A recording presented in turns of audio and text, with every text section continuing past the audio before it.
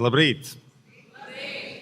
No vienas puses likās, laiks arī ir resurss, un to vajadzētu izmantot liederīgi, bet es redzu, ka jūs jau to izmantojat liederīgi un jau diskutējat pirmkārt par to, ko mēs šodien šeit darām, kas tas ir, par ko mēs runājam, kuram īstenībā ir pareizais skatījums, kas ir izdarīts, kas nav izdarīts, mēs esam labā vietā vai vidēji vai sliktā. Es esmu Valdis Mēders, un man ir gods būt šeit klāt, jo kādam tas ir licies pareizi. Un vēl viena lieta, par ko man milzīgs prieks, ir tā bērna aizrautība, rakājoties tajā groziņā ar dažādām lentītēm un izvēloties to, kas labāk patīk. Šo vajadzētu ieviest, man liekas, katrā konferencē un pēc tam brīnīties, un kāda tev, un redz kāda man. Tātad to visu ir iespējams darīt arī ar prieku, un tieši to es šodien mums novēlu. Rīt kafija bija sadarbībā ar NP Properties. Ja gadījumā jums patika, lūdzu aplaudējumu. Vēl es gribu pabrīdināt, ka tur tas dīvainais statīvs, tas ir ar tulkojamām ierīcēm, jo dažas no prezentācijām būs angļu valodā. Tā kā, ja gadījumā jums vajag tulkojumu, palūdziet blakus sēdētāju aiziet pakaļ pēc tulkamās ierīces. Lūk, vienkārši saulēcīgi brīdinu, jo tas būs pavisam drīz jau šajā daļā. Kas ir svarīgi? Tulkošana notiek tikai šajā zālē, tāpēc austiņas līdzi nav jānēsā, dodoties ārā, jūs attiecīgi turpat viņas arī atdodat, ja tās nav jūsējās, protams. Un tā, Latvijas aprites ekonomikas fórums ir pirmais šāda mēroga pasākums, tas veltīts aprites ekonomikas tematikai ne tikai Latvijā, bet arī Baltijas valstīs, tāpēc mums ir ārzemju viesi, lai varētu apkopot šo milzīgo pieredzi un pamācīties vienam no otra. Parunājam par pašu vārdu. 2024. gadā Rīgas Latviešu biedrības Latviešu valodas attīstības kopas un Latvijas rakstnieku savienības žūrija par gada vārdu atzina vārdu apritīgs. Iedomājieties, šajā vārdā ir tāds apskāviens un tāds ritīgs, tātad apritīgs.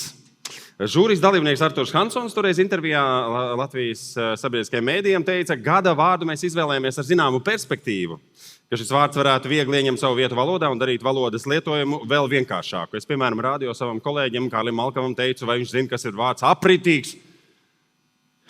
Es neteikšu, ko viņš atbildēja, bet šajā konferencē tas neiedarētos, jo mums ir neliela pretestība pret vārdiem, kas ir tādi jaunvārdi, kas mums nav pazīstami, bet šis par apritīgumu runājot, apritīgs tas ir tāds, kas ir viegli pārstrādājams, viegli atjaunojams, lietojams vēlreiz, tāds, kas ir viegli laižams apritē, tāds, ko neizmet ārā uzreiz. Un mēs redzam šim vārdam pietiekami labu aktualitāti un lietojumu. Es no sevis gribētu piebilst, tas nav tāds, ko mēs velkam mājās ar domu, gan jau kādreiz noderēs. Nē, tas ir tāds, ko mēs skaidri zinām, kā noderēs, kad noderēs, kam noderēs. Jau pašā sākumā, pirms to ražojam vai iegādājamies. Kāds ir vārda apritīgs pielietojums Latvijā, kādam tam vajadzētu būt, par to arī mūsu šīs dienas pasākums. Fórums ir radījis tādu milzīgu interesi, pārsniedzot arī tādas optimistiskākās prognozes. Starp citu, jūs varat redzēt, viss tiek arī filmēts un iemūžināts, varēs noderēt vēlāk arī. 108 runātāji, 3 zāles, mums ir A, B, C zāle, A un C zāle, 3. stāvā, B zāle, 2. stāvā. Šodien sanāks rītīgi noskrieties, jo lekcijas ir burtiski vai uzrunas vai diskusijas ir burtiski minūtē, tāpēc lūdzu apskatieties, ko jūs noteikti gribat dzirdēt un nenokavējiet. 350 dalībnieki pieteikušies, 37 tematiskās sesijas, diskusijas, uzņēmumu pieredzes stāsti un interaktīvas darbnīcas. Tas nozīmē, ka nāksies arī pašiem likt lietā savas zināšanas un pieredzi. Mēs izmantosim arī menti.com. Menti.com, ja. Un pirmais jautājums varētu parādīties uz skatuves. Menti.com, tā man jāpaņem telefons arī, lai es arī varu piedalīties aptaujā. Mums ir QR kods kaut kur. Tā. Jā, tātad QR kods vai kods mums ir. Varam parādīt QR kodu, lūdzu? Tuņi būs, jā, tuņi būs, ļoti labi. Jā. Jo tā, labi, padomājiet vienkārši par jautājumu. Jautājums šāds. Kā jūs šodien ieradāties uz fórumu? Un atbilžu varianti būs šādi. Ar kājām, tas ir noteikumi, kā ar kājām ir lielākā ceļa daļa, nevis no tramvaja līdz kultūras namam. Ar velo vai skūteri, atkal lielākā daļa. Ar sabiedrisko transportu, pilsētas vai reģionālo. Ar automašīnu vai autobusu tātad kopā ar kolēģiem kaut kas nolīgts vai kādam no jums piederošs, bet kopā ar kolēģiem, vai arī trešais variants ar automašīnu viens pats. Es gribētu teikt, ja jūs ieradāties ar automašīnu viens pats, bet jums bija šoferis, tad to mēs pieskaitām kopā ar kolēģiem. Labi? Nu, un vēl ir citādi. Es gan mēģinu iztēloties, kāds ir. Motocikli mums nav minēti. Jā. Ar ko? Ar zirgu. Labi, paceļ rokas kāds, kurš ir ieradies ar zirgu. Aha. Tā, darīsim šādi. Es noskaidrošu, kāds mums ir mentī kods, nosaukšu kodu un ir, ja? Nu, redz, kur arī kods. Bet, ko mēs darām, vienkārši noskanējam, kur noskanējam to kodu. Dodamies iekšā mentī.com un gaidām, kad ielādējas. Nospiežam to īkšķīti. Jā. Un. Labi, pamēģinam ar kodu. Īkšķīši mums ir daudz. Mēs redzam, ka piereģistrējušies ir 91, 92 cilvēki. Brīnišķīgi. Jā. Tagad vajadzētu palaist to aptaujas jautājumu, lūdzu. Nospiežiet play, lūdzu. Jā, ir. Ļoti labi. Brīnišķīgi. Tātad ar kājām, ar velo. Var izvēlēties vienu atbildi, diemžēl. Protams, varētu kombinēt to, bet izmantojam iespēju. Nu, galvenais svarīgi nospiežam submit.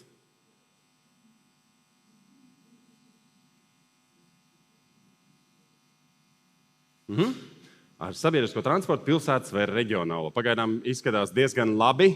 Viens pats, katrs 5. no klātesošajiem ir grēkojis. Labi, bet tā ir tikai piekdaļa. Ar velo vai skūteri ieradušies ir 3%. Ja mums ir nobalsojuši 101 cilvēks, tad mēs precīzi varam zināt arī, ka tie ir 3 cilvēki. Tie 3 cilvēki paceļ rokas, velo vai skūteris, viens.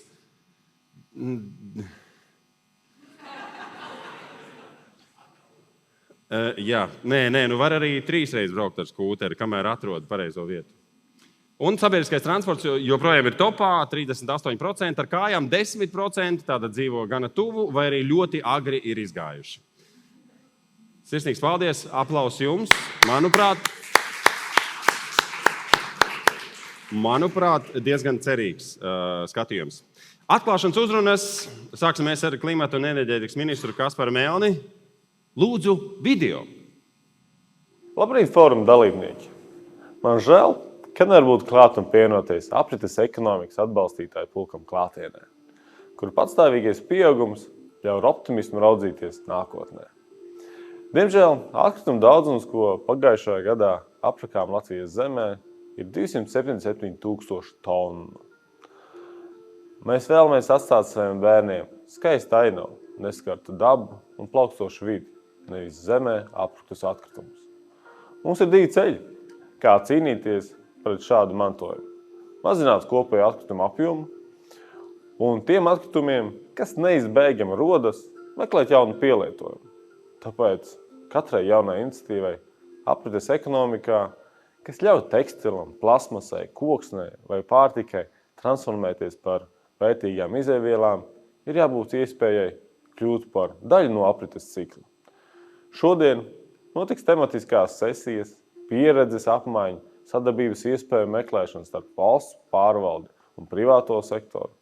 Esmu pārliecināts, ka arī šodienas fóruma ietekmē aprūkamu atkritumu apjoms saruks, lai mēs varētu dzīvot saskaņā ar dabu un savu zemi un atstāt mūsu bērniem skaistāku Latviju.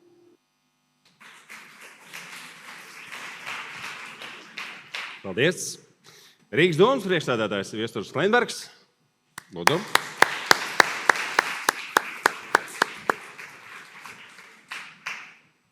Jā, es domāju, ar ko nes tie 4 atnāca, kur bija atzīmējuši citādā veidā, bet kas bija interesantākais, es dzirdēju, ka daži ir ieradušies ar sliekām, kas ir interesanti vēl vairāk, bet labi, redzēju tās sliekas pa ceļam. Bet labi, joks pie malas. Man ir tiešām liels prieks būt šeit un redzēt tik daudz ekspertus un zināt, ka šo fórumu skatās arī 4 dažādos kanālos, pieslēgušies attālināti, notiks diskusijas un semināri un sarunas 3 dažādās telpās. Un tas, ko es gribu teikt, ka, protams, ka ir skaidrs, ka šeit lielākā daļa eksperti, kas no tā daudz ko saprot, jo mana sasaiste ar aprits ekonomiku ir diezgan tāda pastarpināta. Un, ja ir kaut kādas lietas, par kurām es runāju ar saviem pusaugu bērniem, un, manuprāt, viņi tur ir lielāki eksperti par mani, tad tā ir dažādi jautājumi, kas ir saistīti ar LGBT, ar atkritumu šķirošanu, klimata neutralitāti un tam līdzīgi. Tur mani bērni visticamākais ir daudz gudrāki par mani. Un manas diskusijas parasti ir, varbūt augstākā līmeņa bija tad, kad es ar Ievu Kalniņu biju Boloņā par Ziepielas projektu, Eiropas tādā līmeņa formā, bet pārsvarā tās saistīts ar tēmu, ka mēs kaut kur kopā ar draugiem braucam. Viņi man stāsta, ka mans vecais dīzels nav dabai draudzīgs, un tad mēs sākam runāt, kas ir labāk ik pa 5 gadiem nopirkt jaunu, bišķi modernāku mašīnu vai tomēr nolietot to dīzeli līdz galam. Un arī šajā nedēļas nogalē mums tādas sarunas bija, kad es vedu draugus uz Rojas kultūras namu, uz kultūras pasākumu. Un, pārsvarā viņas ir ar to saistīts. Bet šajā nedēļas nogalē svētdien vakarā es uzzināju visvairāk par aprits ekonomiku. Jo pagājušajā nedēļā mans jaunākais dēls 6. klases teica, man tēti baigais projekts, man ir jāuzbūvēs, es izdomāju uzbūvēt katapultu. Viņš ir uzzīmējis rasējumu, uztaisījis lietas, ko viņam vajag, un kas man jāaizbrauc uz depo nopirkt, un es visu laiku, protams, pa nedēļu nevaru uz to depo tikt, nevar tikt. Un tad svētdien man tas pasākums kopā ar čaļiem, ar kultūru un zivīm. Un tad uz svētdienu vakarā atbrauc mājās, un pamēr es izvadājos visus draugus pa mājām, saprotu, ka viņa depo ir cieta. Un tas projekts ir jāuztaisa. Un tad, ko mēs darām? Mēs meklējam mājā, kas mums ir. Un gandrīz pēc rasējuma, varbūt bišķiņi savādāk, bet no dēlīšiem, ko mēs atrodam aiz skapja balkonā, no gumijas, ko mēs izvilkām no viena cosplay tērpa, ko mans dēls bija taisījis uz cosplay fórumu, vai kā viņas tur pareizi sauc, es nemāku šitos sarežģītos vārdus. Pat lidmašīnas mums ir no otrreizējumā materiāla. Un mēs uztaisījām šitādu te, jāsaka, gan viņš bija 2 reizes lielāks, jo tad, kad es viņu dēlam vakardien no rīta paprasīju, vai es varēšu uz aprits ekonomikas fórumu paņemt līdzi tavu to prototipu, viņš teica, jā, tu varēsi, bet mums vajadzēs uztaisīt man jaunu, man ir ideja, kā var uztaisīt jaunu. Es saku, dēliņ, bet man šokar nebūs arī laiks nekur aizbraukt, un man to dēlīšu vairs nav, kāda mums bija. Viņš saka, nē, es atradu, man ir no vecās gultas vēl palikuši kaut kādi no rāmja 2 dēlīši. Viņš jau bija sazīmējis man pats šeit arī eņģīte, no vecas atvilknes, un viņš jau bija atradis materiālus un uztaisījis jauno prototipu, un tāpēc es jums nodemonstrēšu, ka tas strādā arī. Ko es ar to gribu teikt, ka šī tiešām bija man viena no labākajām aprits ekonomikas skolām no man dēla. Kārtējo reizi es ceru, taisat acis ciet, ja jums tuvojās, lai ne. Labi, tik traki nebūs.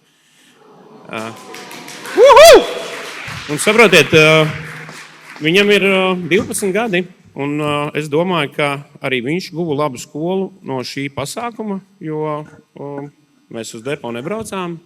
Degvielu netērējām, naudu netērējām, un, šitais bija tā mērķiecīgāk aizgāja. Tā kā, labi, es novēlu jums katram šodien tiešām tikpat vērtīgu laiku, kā man bija kopā ar dēlu, gatavojot šos abus 2 puspariktus, un lai aprits ekonomika, lai visas tās lietas, ko jūs šodien runājat, lai mēs viņus varam īstenot dzīvē, un lai mums ir daudz labāka dzīve, daudz mērķiecīgāk izlietojot to, kas mums ir to resursu. Paldies! Veiksmīgi dienu!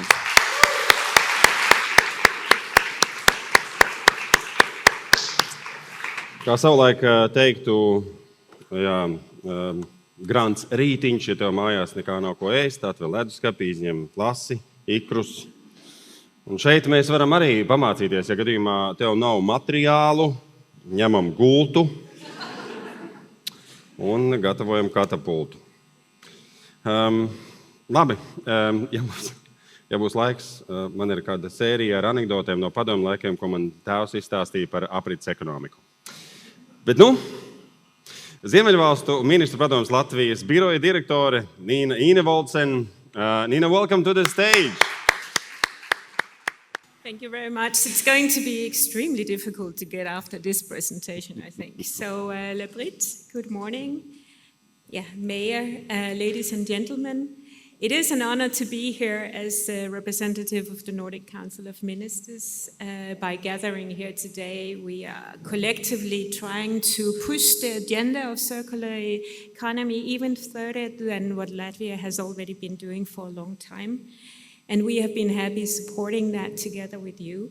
As a Nordic-Baltic circular economy venture is basically something that we are pushing very hard, both of us. I would also like to refer to today's climate discussions in the EU, where there's a grounding breakthrough event taking place because the EU Commission is hopefully going to conclude on the new climate deal, which has a huge impact, even though that climate seems to have been pushed a little bit in the background of what it used to be with the war in Ukraine. So this forum powerfully demonstrates Latvia's commitment to move on this agenda in these difficult circumstances and to go beyond take, make, and dispose model and embrace new innovative technologies and regeneration backed with strong commitments of collaboration with your partner countries, including us from the Nordic countries. I'm a Dane and I have also kids. They are adults now. And their parents, they are old lawyers or diplomats or something like that. They all decided that they wanted to be engineers because they said this is the only way we can change our world. It's not by policy, it's not by pushing, it's basically by doing. So I think I agree with the mayor when he says it's the young generations that are going to change the world, and there's still a lot of hope. We are immensely proud at the Ministry and at the Council of Ministers to support this transition, as I said. And I would like to mention a few kind of collaboratives that we have with Latvia and the other Baltic states. We have, for example, been collaborating on the waste pictogram system that is introduced. And we also work a lot on bio-based industrial symbiosis because even though we can do a lot as individuals, the real pollution and the real reuse is, when it comes to industrial sites is heavily affecting our CO2 emissions. So this is very important. And of course, the whole use of know-how and food waste system and renewables. Today, I would like to mention our textile circularity, as this is one of our focal areas, and it has been over the last couple of years. Our latest collaboration and achievements with you have been on circular economy in textile, and later today, our Latvian collaborative partner, Dace Akule from Green Liberty, will run one of the outbreak sessions on this, so I hope you will join. But today we should also look into the future. The Nordic commitment extends across the entire Nordic-Baltic regions and also to the neighboring countries like Germany and Poland.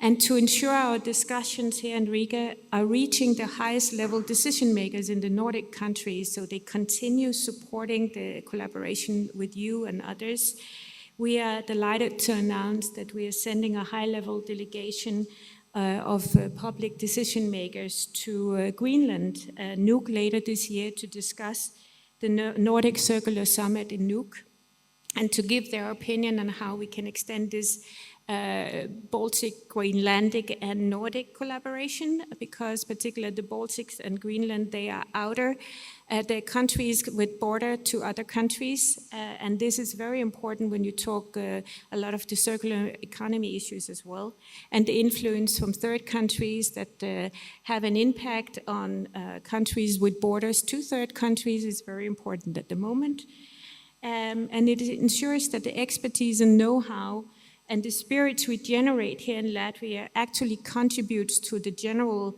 European development in this issue. It also ties Greenland closer to Europe and to like-minded countries like Latvia and the Baltics. And that is also very important at the moment. So I would like to thank you again for this important collaboration. and I look forward to continuing paving the way with you, as we have done for a while, and into 2026 and onwards. So let us use this forum to inspire, build, and shift the agenda. Enjoy the rest of the forum. Thank you very much.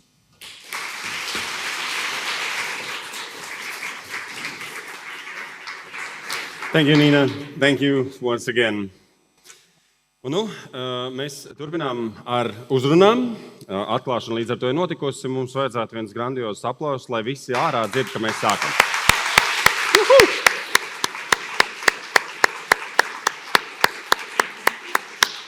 Which means that forum has been opened. Un tagad galvenās uzrunas un pēc tam pirmā diskusija. Šī būs uzruna arī angļu valodā. Un tās doma ir šāda. Aizmirstiet pārstrādi. Sāciet aprits ekonomiku. Kā padarīt ilgtspēju pelnošu 2025. gadā un turpmāk. Jo viens no galvenajiem jautājumiem parasti ir, viss jau baigi skaisti. Jautājums, kur ir nauda, kur ir ietaupījums, kur ir izdevīgums. Šī būs viena no ietekmīgākajām balsīm klimata jautājumos LinkedIn platformā. Un, kad es pirmoreiz izdzirdēju par ietekmīgāko balsi klimata jautājumos LinkedIn platformā, tu pēkšņi saproti, ka visās platformās ir iespēja savu vēstījumu nodot, izplatīt un mainīt lietas uz labo pusi. Lūdzu, sagaidiet aprits ekonomists un vēstnesis Wojtek Vosecki. Wojtek, welcome to the stage.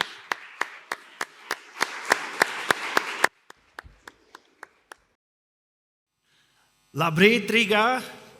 Labrīt! Kafte klājās? Yeah. This is as far as my Latvian goes. But it's wonderful to be here. What a venue, what a day. Let's give a warm applause to the organizers again for pulling this off. My name is Wojciech Wosecki, and I am a circular economist. And I want to talk to you about circular economy. Why is that the missing link to solve climate change and to reach a better, resilient, and a prosperous future for all? But in order for me to start, I need you to focus on this picture. So what you'll see on that picture are two creatures that have a lot in common, okay? Do you see the other one up there?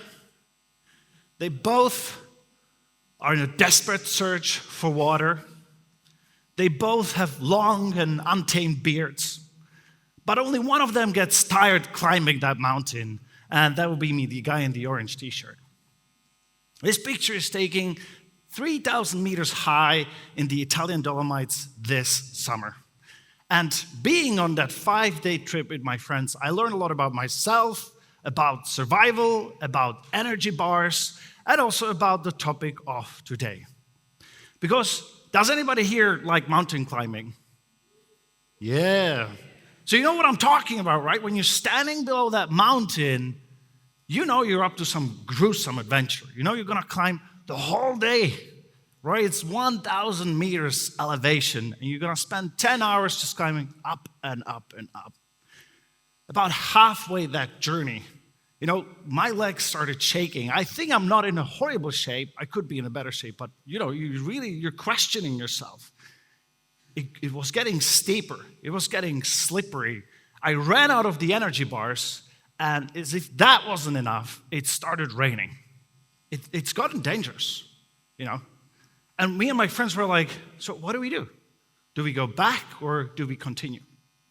But what we realized is that there is no going back when you're up there in the middle of that mountain. Going down is equally as dangerous and challenging as going up. And the camp was on top, the water was on top, the shelter was on top. And it was our only way to get to the parking lot the next day where our cars were waiting for us to get us back home. And the analogy here with climate and circular economy is that I feel we're in a similar spot.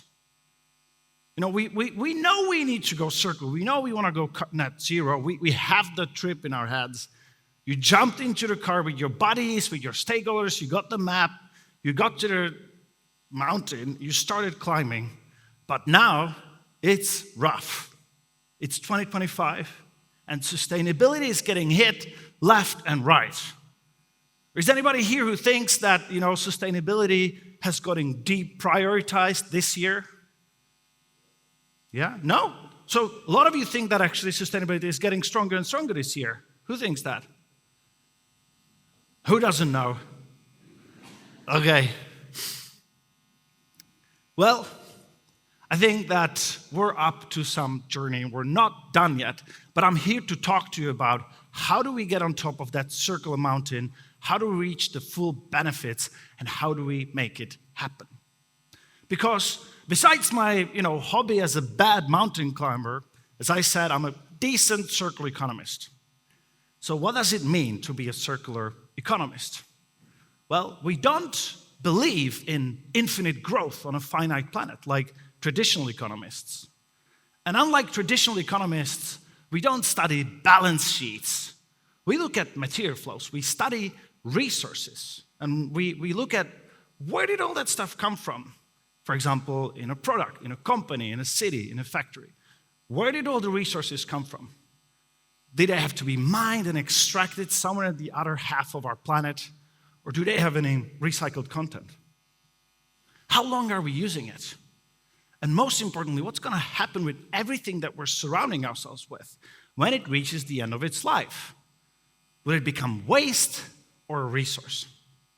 And with these questions in mind, we try to change these systems around ourselves, how cities operate, how we feed people, how we move people around, how we build cities.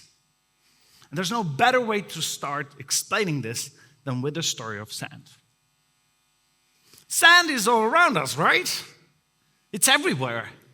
It's the most common used resource by humans right next to the water, the sand for construction that you find on the beaches.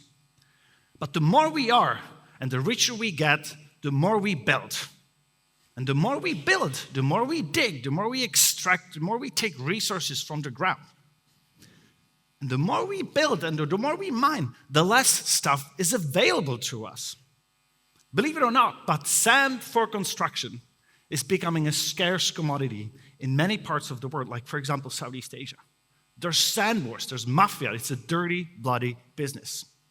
While in other parts of the world, the cost of extraction to the local communities and to the local societies is becoming too high. But not only we just mine a lot, we're also horrible at working with what we've taken from the ground, with what we've built. As I speak right now, 40% of all the office spaces in San Francisco are empty. During the day, not during the night, during the day. 40%, it's almost half the city, right? Think of all the concrete, steel, cables, pipes, machines. They're just sitting there. No one is using them. We're losing these precious resources by just wasting them without utilizing them. And here's the craziest part. When we're done with our resources, we need everything around you, the chair you're sitting on, the t-shirt or the shirt that you're wearing, phone, or including whole cities and neighborhoods. We get rid of stuff. With one blink of an eye, whole neighborhoods can disappear in a cloud of dust. And if you think that, a lot of this will get recycled, you think that the pipes or the cables or the glass will survive any of that? Most of it just becomes rubble, and that gets landfilled or backfilled.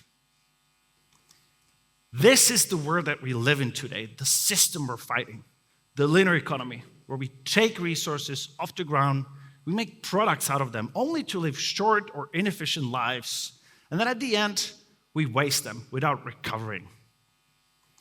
But I'm here to talk to you about something a lot more better, a lot more innovative, a lot more powerful, which is called the circular economy. To me, it's a business strategy, it's a mindset, it's a philosophy, right? It's all about a world without waste, where resources flow in endless loops without losing quality, where we use stuff to its full potential instead of using things up. It's about doing good instead of less bad. And if you think it sounds like a rocket science, take a walk into nature.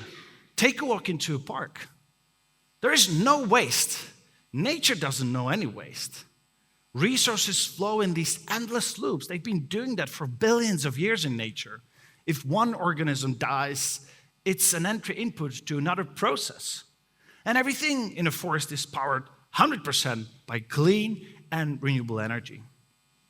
So the trick and the challenge here is to apply these natural principles that we know work and bring it back to our world of humans, into how we design, how we produce, how we operate our societies. And if there's one thing I need you to take away from this whole keynote, it's this. Circular economy doesn't mean recycling.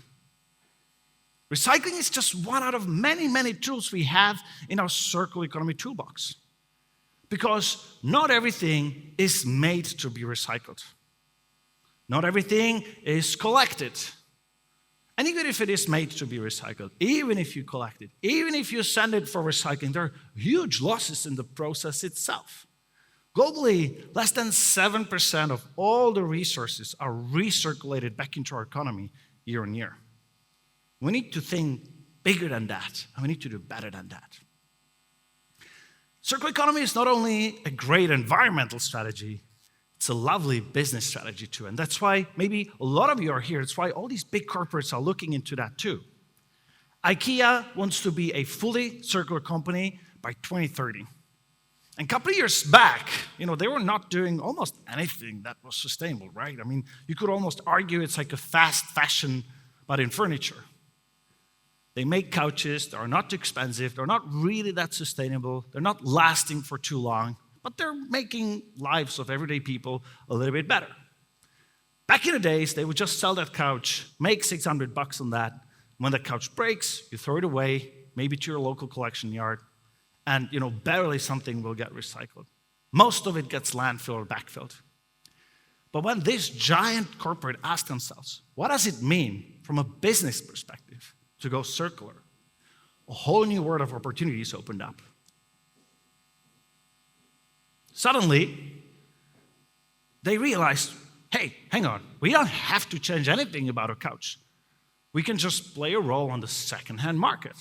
Maybe you're in these Facebook groups, IKEA furniture, where people are trading it with each other. It's in every city around the world. It's a huge market. And IKEA can play a role in there, resell that couch, make another $300. They can add a new cover when it's needed. Maybe they can offer a refurbishment service. And at the end of its fourth life, they make sure it actually gets recycled and they make a new couch of it again.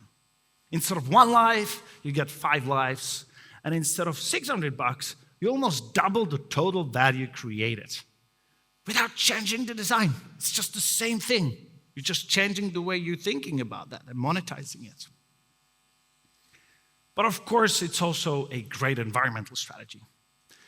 A lot of people think that, solving climate change is about renewable energy. That if the whole Riga was powered by renewables, the whole Latvia was powered by renewables, we are done, we're good, we can go home, put your feet on a table, open a beer, and watch Netflix. But unfortunately, that's not true. 55% of the greenhouse gas emissions can be tackled thanks to renewables. But that's only one important half of the coin. The other half of the coin is embedded carbon in the resources that we're using. Like this phone, right? It's not only if this phone was made thanks to renewable energy, but it's also about, does it have any recycled content in it? Will I throw it away every 2 years and get a new one? Or can I fix it? Can I keep it 4 years instead of 2? Can we avoid creating new products and extracting new resources? With these principles in mind, that's the missing link to solve climate. That's another 45% of greenhouse gas emissions where circular economy comes into play and helps us to really go net zero. In theory, it sounds great, but in practice, it's a never-ending story. Circular economy is touching upon all aspects of our society, from continents to the Baltics or Nordics, to cities, regions, and countries, to how factories or industrial parks operate, how they trade resources with each other, exchanging waste streams and side streams so they don't have to rely on external inputs. All the way to a company level, how companies can close their own product supply chains and operate with the products and recirculate them again and again and again. So where are we on that journey? Well, as I said, I would say we're kind of in the middle of that mountain. The The good news is that we're not starting from scratch. We're not starting from zero. We did the homework, and we are somewhere in the middle of that mountain about the moderate circularity, where we see meaningful product improvements, better coordinations between nations, between industries, between different stakeholders. But it's still a long way to a fully closed-loop society. And as you can see over here, it's not just about being efficient with CO2. It's also being efficient about resources, using less, using longer, using again. Now, I've been in the circular economy for about 11 years now, and I've had many different jobs, and I've traveled the world collecting all these famous examples that can be inspiring to all of us. The best thing about it is they all start with the letter of R. The first R is rethink. Rethink how value chains are organized and phase out the bad incentives. Gothenburg wants to be a carbon neutral city by 2035. But at the same time, it has a huge challenge. It wants to build 80,000 new apartments in that same time frame. If they do both, they will burn their carbon budget. So they teamed up, the politicians, construction companies, demolition companies, developers, and they asked themselves, how can we provide these 80,000 apartments without building anything new? By looking at what's already in the city, by the square meters that are just sitting there, like empty factories, empty office buildings, brownfields, or hotels that are not selling all the rooms. And the answer is, Gothenburg already has all the square meters it needs to provide these 80,000 square meters without building anything new. That's the power of rethinking before we start building. The second R is reduce. Do more with less, because we're going to be more people on this planet with less and less resources available to us, right? And if there's one thing we need to see less of, it's food waste. Too Good To Go is a startup. Do you know it? Do you know Too Good To Go? Do you have it here? Some people, yeah? It's a Danish company valued at 1 billion euros today. They connect hotels, restaurants, and cafeterias with end users like you and I. And they help them resell food that would otherwise go to waste.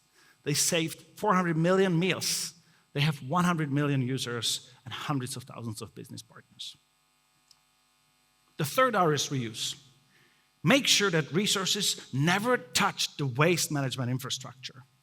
And packaging is a huge culprit in that, right? You know that feeling when you go shopping, when you cook your meal, and when you're done with that, you can go to the recycling station again with all the packaging from it? It's the same in cosmetics. That's why I love Wild. It's a British company that just got acquired by €250 million by Unilever. And it's a reusable, refillable natural deodorant. It's brilliant. It's an aluminum and recycled plastic case, biodegradable plastic-free refills, and compostable card refill lid. And then when you have rethought your business, when you have started reducing, when you have focused on the reuse, it's time to recover, to make sure you loop the resources back in. Rebetong is a company from Prague that I was helping to get started. They have invented circular concrete, using construction and demolition waste as gravel to create concrete which has lower carbon footprint, it is 100% recyclable, it has the same qualities, and they got acquired by Swedish multinational Skanska that's rolling that patent and technology all around the world. And you have also a great example right from over here, right? Your deposit refund scheme that collects almost 90% of all the bottles and cans and beverage packaging that's placed on a market. That's remarkable. It's worth replicating that in other sectors, in other industries too. And last but not the least, regenerate. When your business thrives, nature thrives. Ecosia is a German search engine. It's like Google, right? You search, but they reinvest small amounts of their revenue from the ads and they plant trees with it. So the more you search, the more trees they plant. They're literally turning deserts into forests. They've planted over 300 million trees up until this day. Now, I'm almost done. I just want to leave you with 3 most important takeaways from today's keynote, okay? First and foremost, have you noticed something about all these examples? Recycling is nowhere near the main strategy, nowhere near the most profitable thing. It's really just one out of many, many aspects we have. We can't recycle our way out of this. And to get on top of that mountain, to unleash the true potential of circular economy, we need to think about stuff that never reaches the end of its life. I also believe that the future is in access ownership. We need less owners and more users. And if anyone is in business, if anyone has a startup idea, if anybody is interested in becoming a circular entrepreneur, this right now is the biggest business opportunity I see out there, especially for B2B. And last but not the least, design. Design is king. Everything happens in design phase. All the decisions, before your products ever leave the factory, the decisions you make in the design phase have a lasting impact. We need to stop thinking about our products being designed for the end of life, but start designing for end of use.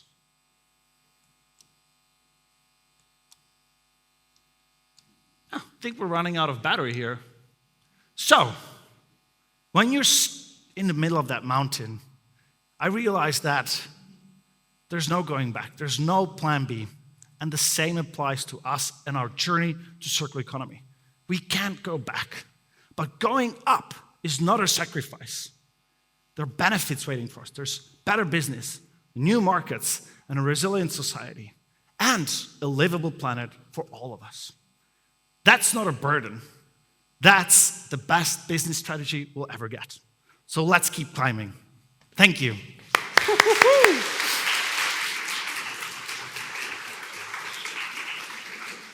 Can I just go back one slide? I know we're a little bit over time, but if anybody would like to receive the slides, you can... No, they say it's impossible. Varam, vienkārši uzliekam to You pašu can scan the prezentāciju QR un izskrien code. cauri.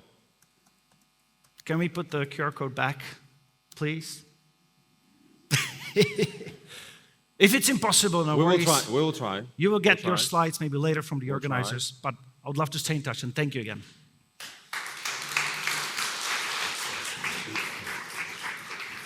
But there is one thing we can do. We can go to LinkedIn and follow Wojtek Wosecki. And by the way, when you write in LinkedIn, search Wojtek. Wosecki will be number one to choose. Yeah. So LinkedIn, Wojtek Wosecki, and use all the wisdom Wojtek has gathered.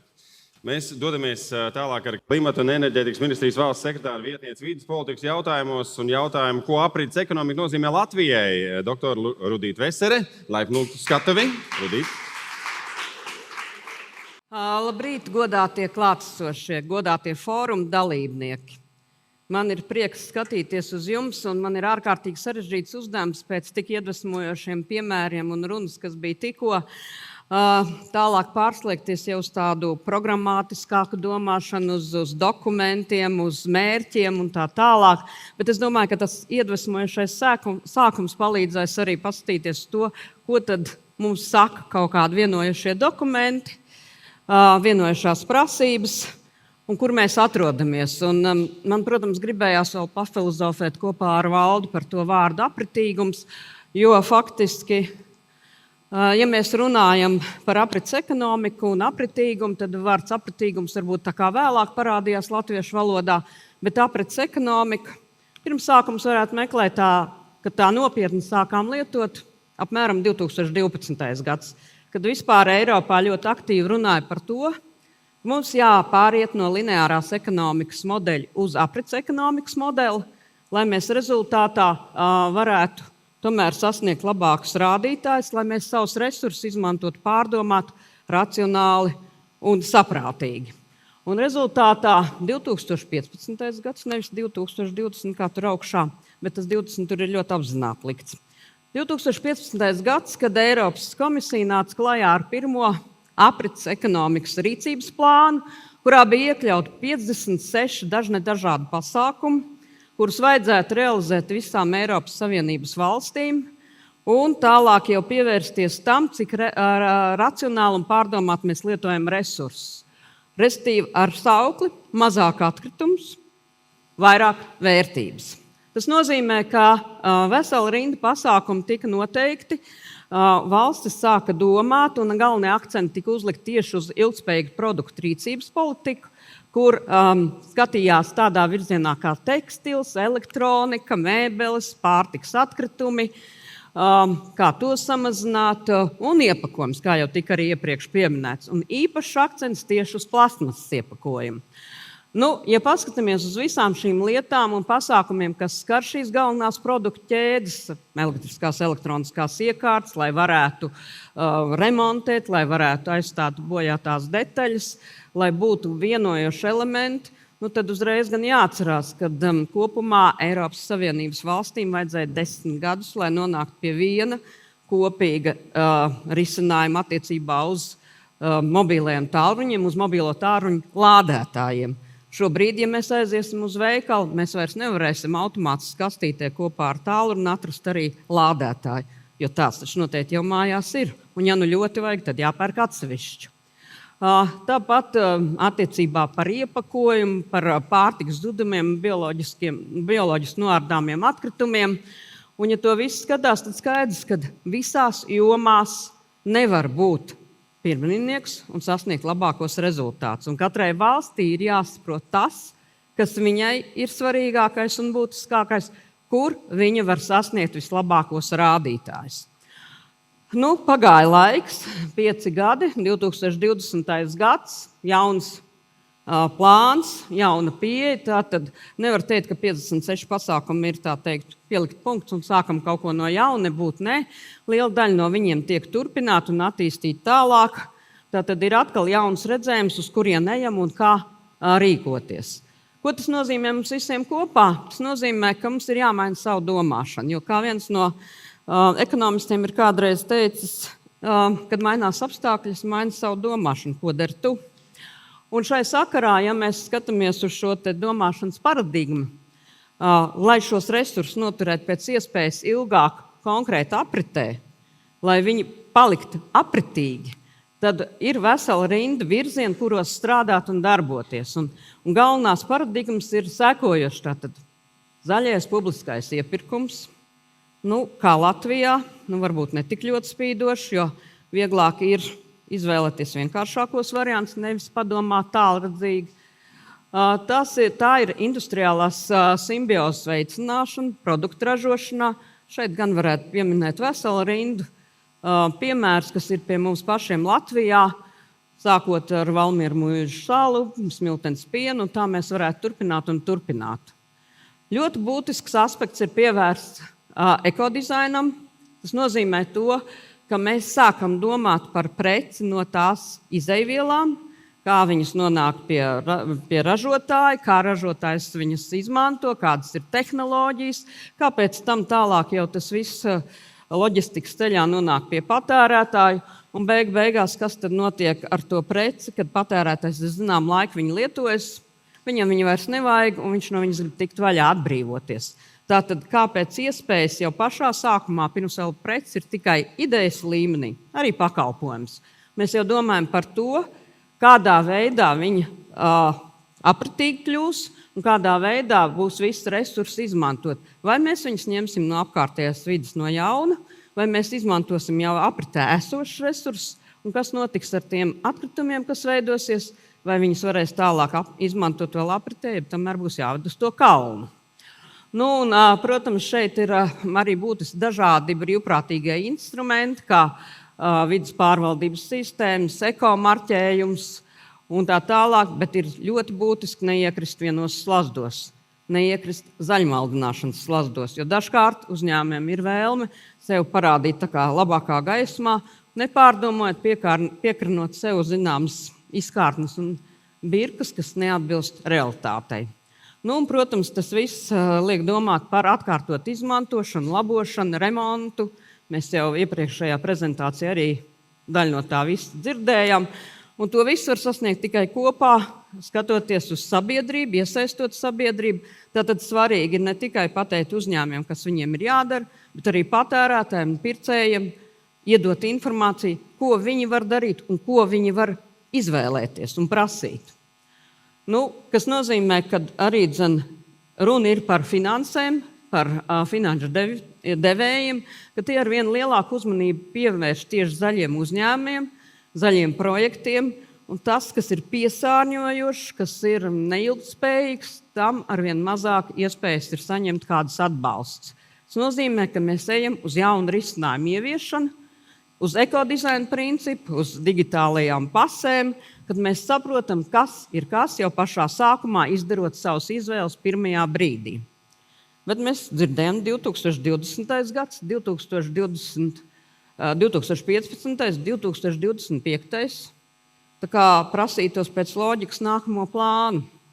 Jā, tāda ideja ir bijusi, bet notikušas ir gan būtiskas pārmaiņas, un šī jaunā turpmākā plāna nav.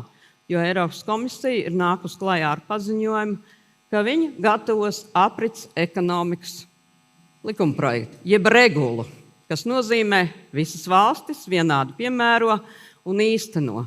Diemžēl ar regulas projektu šobrīd mēs vēl nevaram iepazīties, jo tas būs tikai, kā redziet, nākamā gada 4. ceturksnis, tātad pēc gada, bet galvenās iezīmes, kas ir zināms, kas tur būs iekļauts un kāpēc mēs vispār runājam, ka tā būs regula, nevis plāns. Pirmais jautājums - ģeopolitiskā situācija un kritiskās izeivielas. Tas kļūst ar vien aktuālāks un aktuālāks jautājums, līdz ar to viens no akcentiem būs to, kā kritiskās izeivielas izmantot pēc iespējas racionāli, pārdomāt un lai viņas neaiziet zudībā. Jo noteikti jūs visi zinat, kā Japānas Olimpiskajās spēlēs zelta medaļas bija veidotas no tā zelta, kas ir izņemts no mobilajiem tālruņiem. Tātad viens no piemēriem, kā mēs varam virzīties tālāk uz priekšu. Otrs ir otrreizējo izaivielu tirgus. Diemžēl secinājums ir šobrīd, ka Eiropā viņš visai veiksmīgi neattīstās. Nav pietiekams stimulu, nav pietiekams motivācijas, lai uz to pāriet, tāpēc ir jābūt noteikti kādiem stimulējušiem elementiem, motivējušiem elementiem, lai ne tikai būtu ne tikai pienākums, bet būtu arī vēlme vairāk izmantot šīs otrreizējās izaivielas un arī vairāk šie procesi attīstītos. Un ko tas nes līdzi? Tas nes līdzi arī šo te uzskaitu, otrreizējo izaivielu un atkritumu plūsmu uzskaitu. Respektīvi, diezgan bieži mēs saskaramies ar situāciju, kad atkritums vienkārši savācot, tur varbūt nošķirojot, viņas nosauc par otrreizējām izaivielām, tad izrādās, ka tādā veidā vai tādā kvalitātē nevienam to nevajag, tad atkal to ved un apglabā, un beigās mēs nevaram vairs izsekot līdzi, kur mums ir atkritumi, kur ir otrreizējās izaivielas. Un tad, lai uzlabotu šo otrreizējo izaivielu tirgu, ir ļoti būtiski arī šī uzskaita, kas ir jāuzlabo un jāsaliek precīzi pa plauktiem, tā kā tas ir, nevis tā, kā mums kādreiz gribās, jo ne viss ir tā, kā izskatās. Un ar to arī ir saistīts pēdējais būtiskais aspekts, kas noteikti būs šajā regulā, tas saucās atkritumu beigu stadija. Tātad, kurā brīdī, kādi ir tie kritēriji, lai pateiktu, ka atkritums vairs nav atkritums, bet ir jauns produkts vai otrreizējā izaiviela.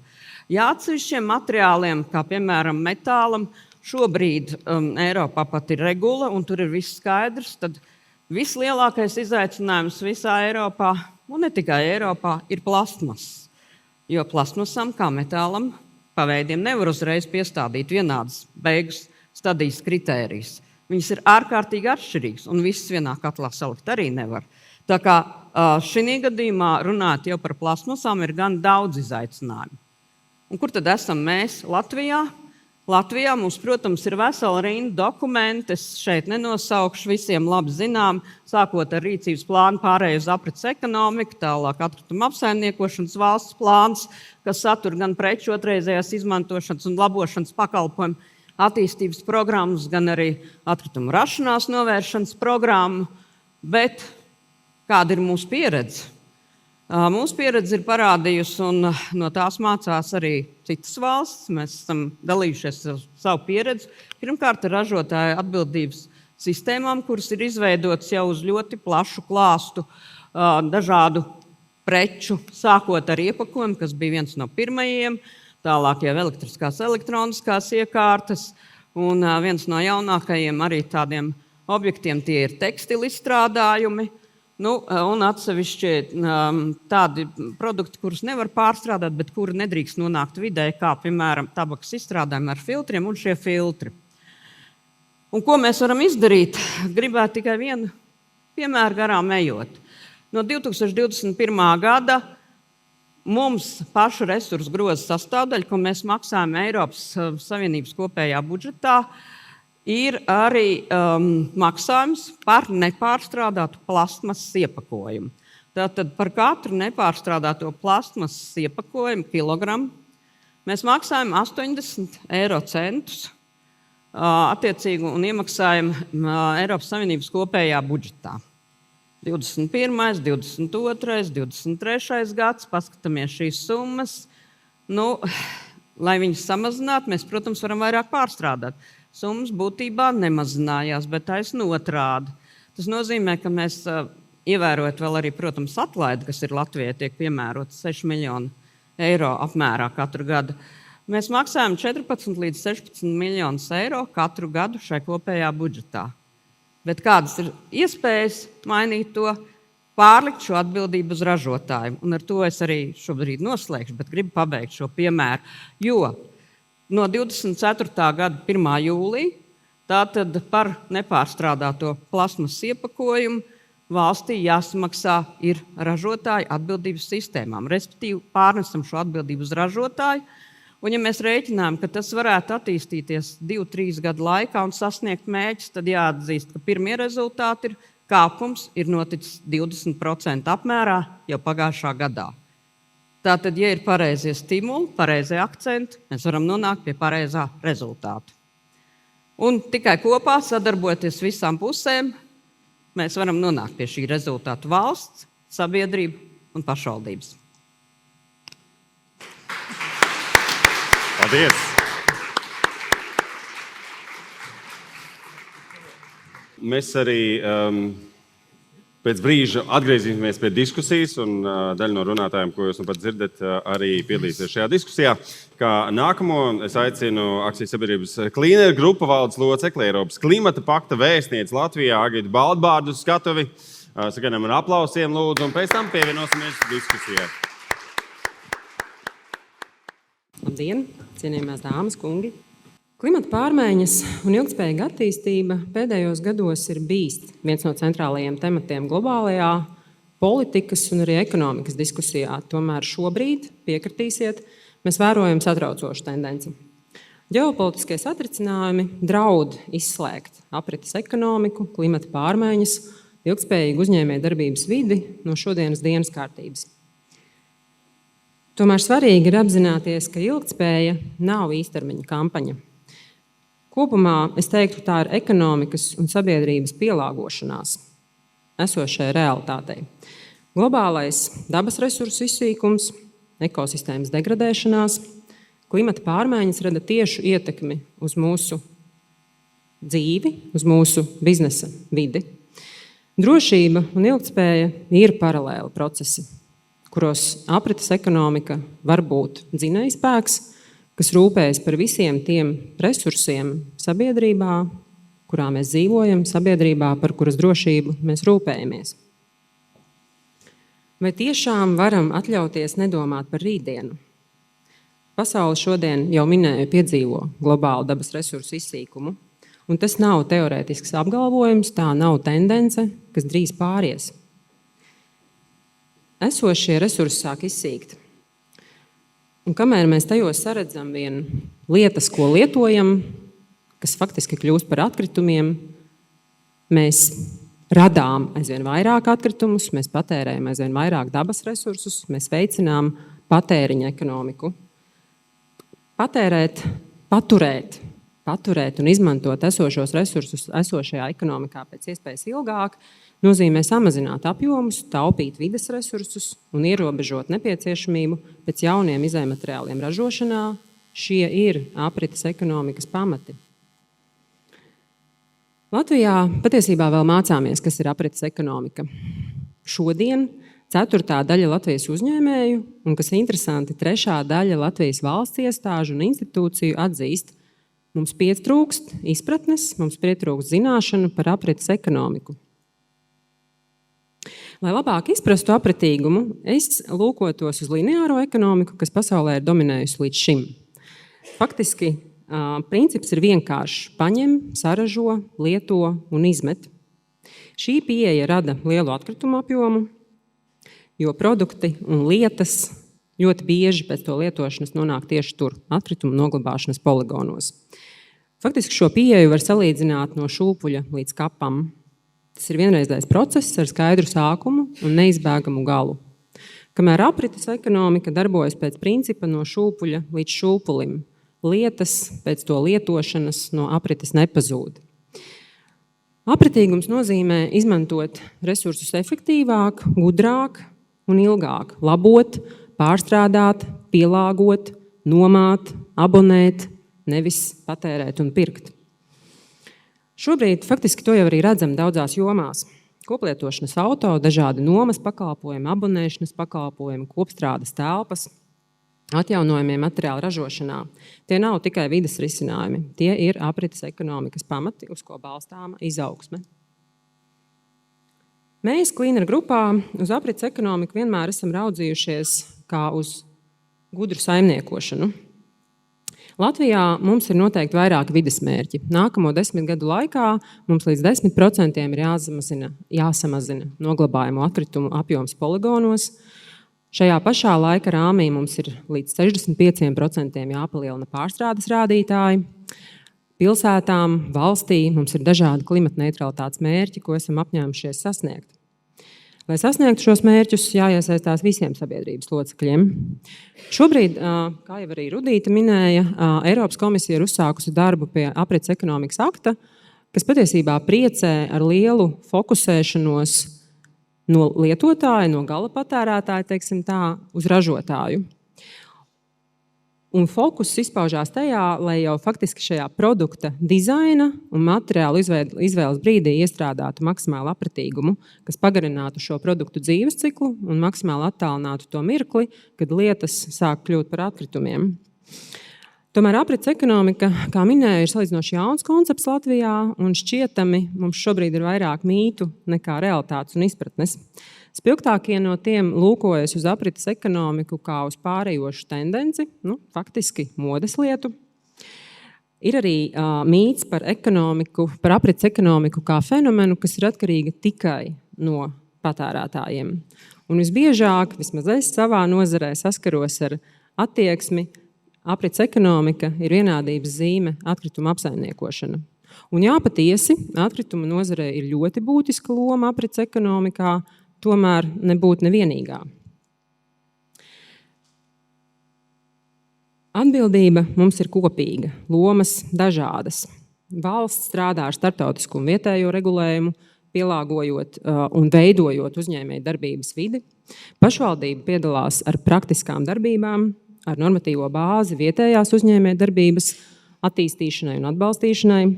Uzņēmējiem atbildība ir jaunu pakalpojumu izveidē, piegādes ķēdes īsināšanā, materiālu izvēlē, un katrs no mums, mēs varam sākt ar to pašu atkritumu šķirošanu, ar lietu labošanu, koplietošanu, nomāšanu, nevis pirkšanu. Pērn mēs Cleaner grupā uzsākām Latvijas aprites ekonomikas indeksu, lūkojoties uz pašvaldībām, kā uz sabiedrībai iedzīvotājiem, saviem vietējiem uzņēmējiem, vistuvāko kontaktpunktu un patiesībā arī visefektīvāko pārmaiņu ieviesēju. Aprites ekonomikas indeks ļauj pašvaldībām lūkoties uz to, ko jau darām, ko darām labi, kur ir progress un kur vēl nepieciešami uzlabojumi. Un uzlabojumi patiesi ir nepieciešami. Šobrīd Eiropā vidējais apratīguma rādītājs ir teju 12%. Latvijā apmēram 5%. Esam ceļa sākumā. Un noslēgumā es gribu teikt, ka drošība un ilgtspēja tie nav konkurējoši virzieni. Tas ir viens ceļš uz vienu mērķi, uz pārtikušu, noturīgu, atbildīgu sabiedrību, lai mums izdodas. Paldies!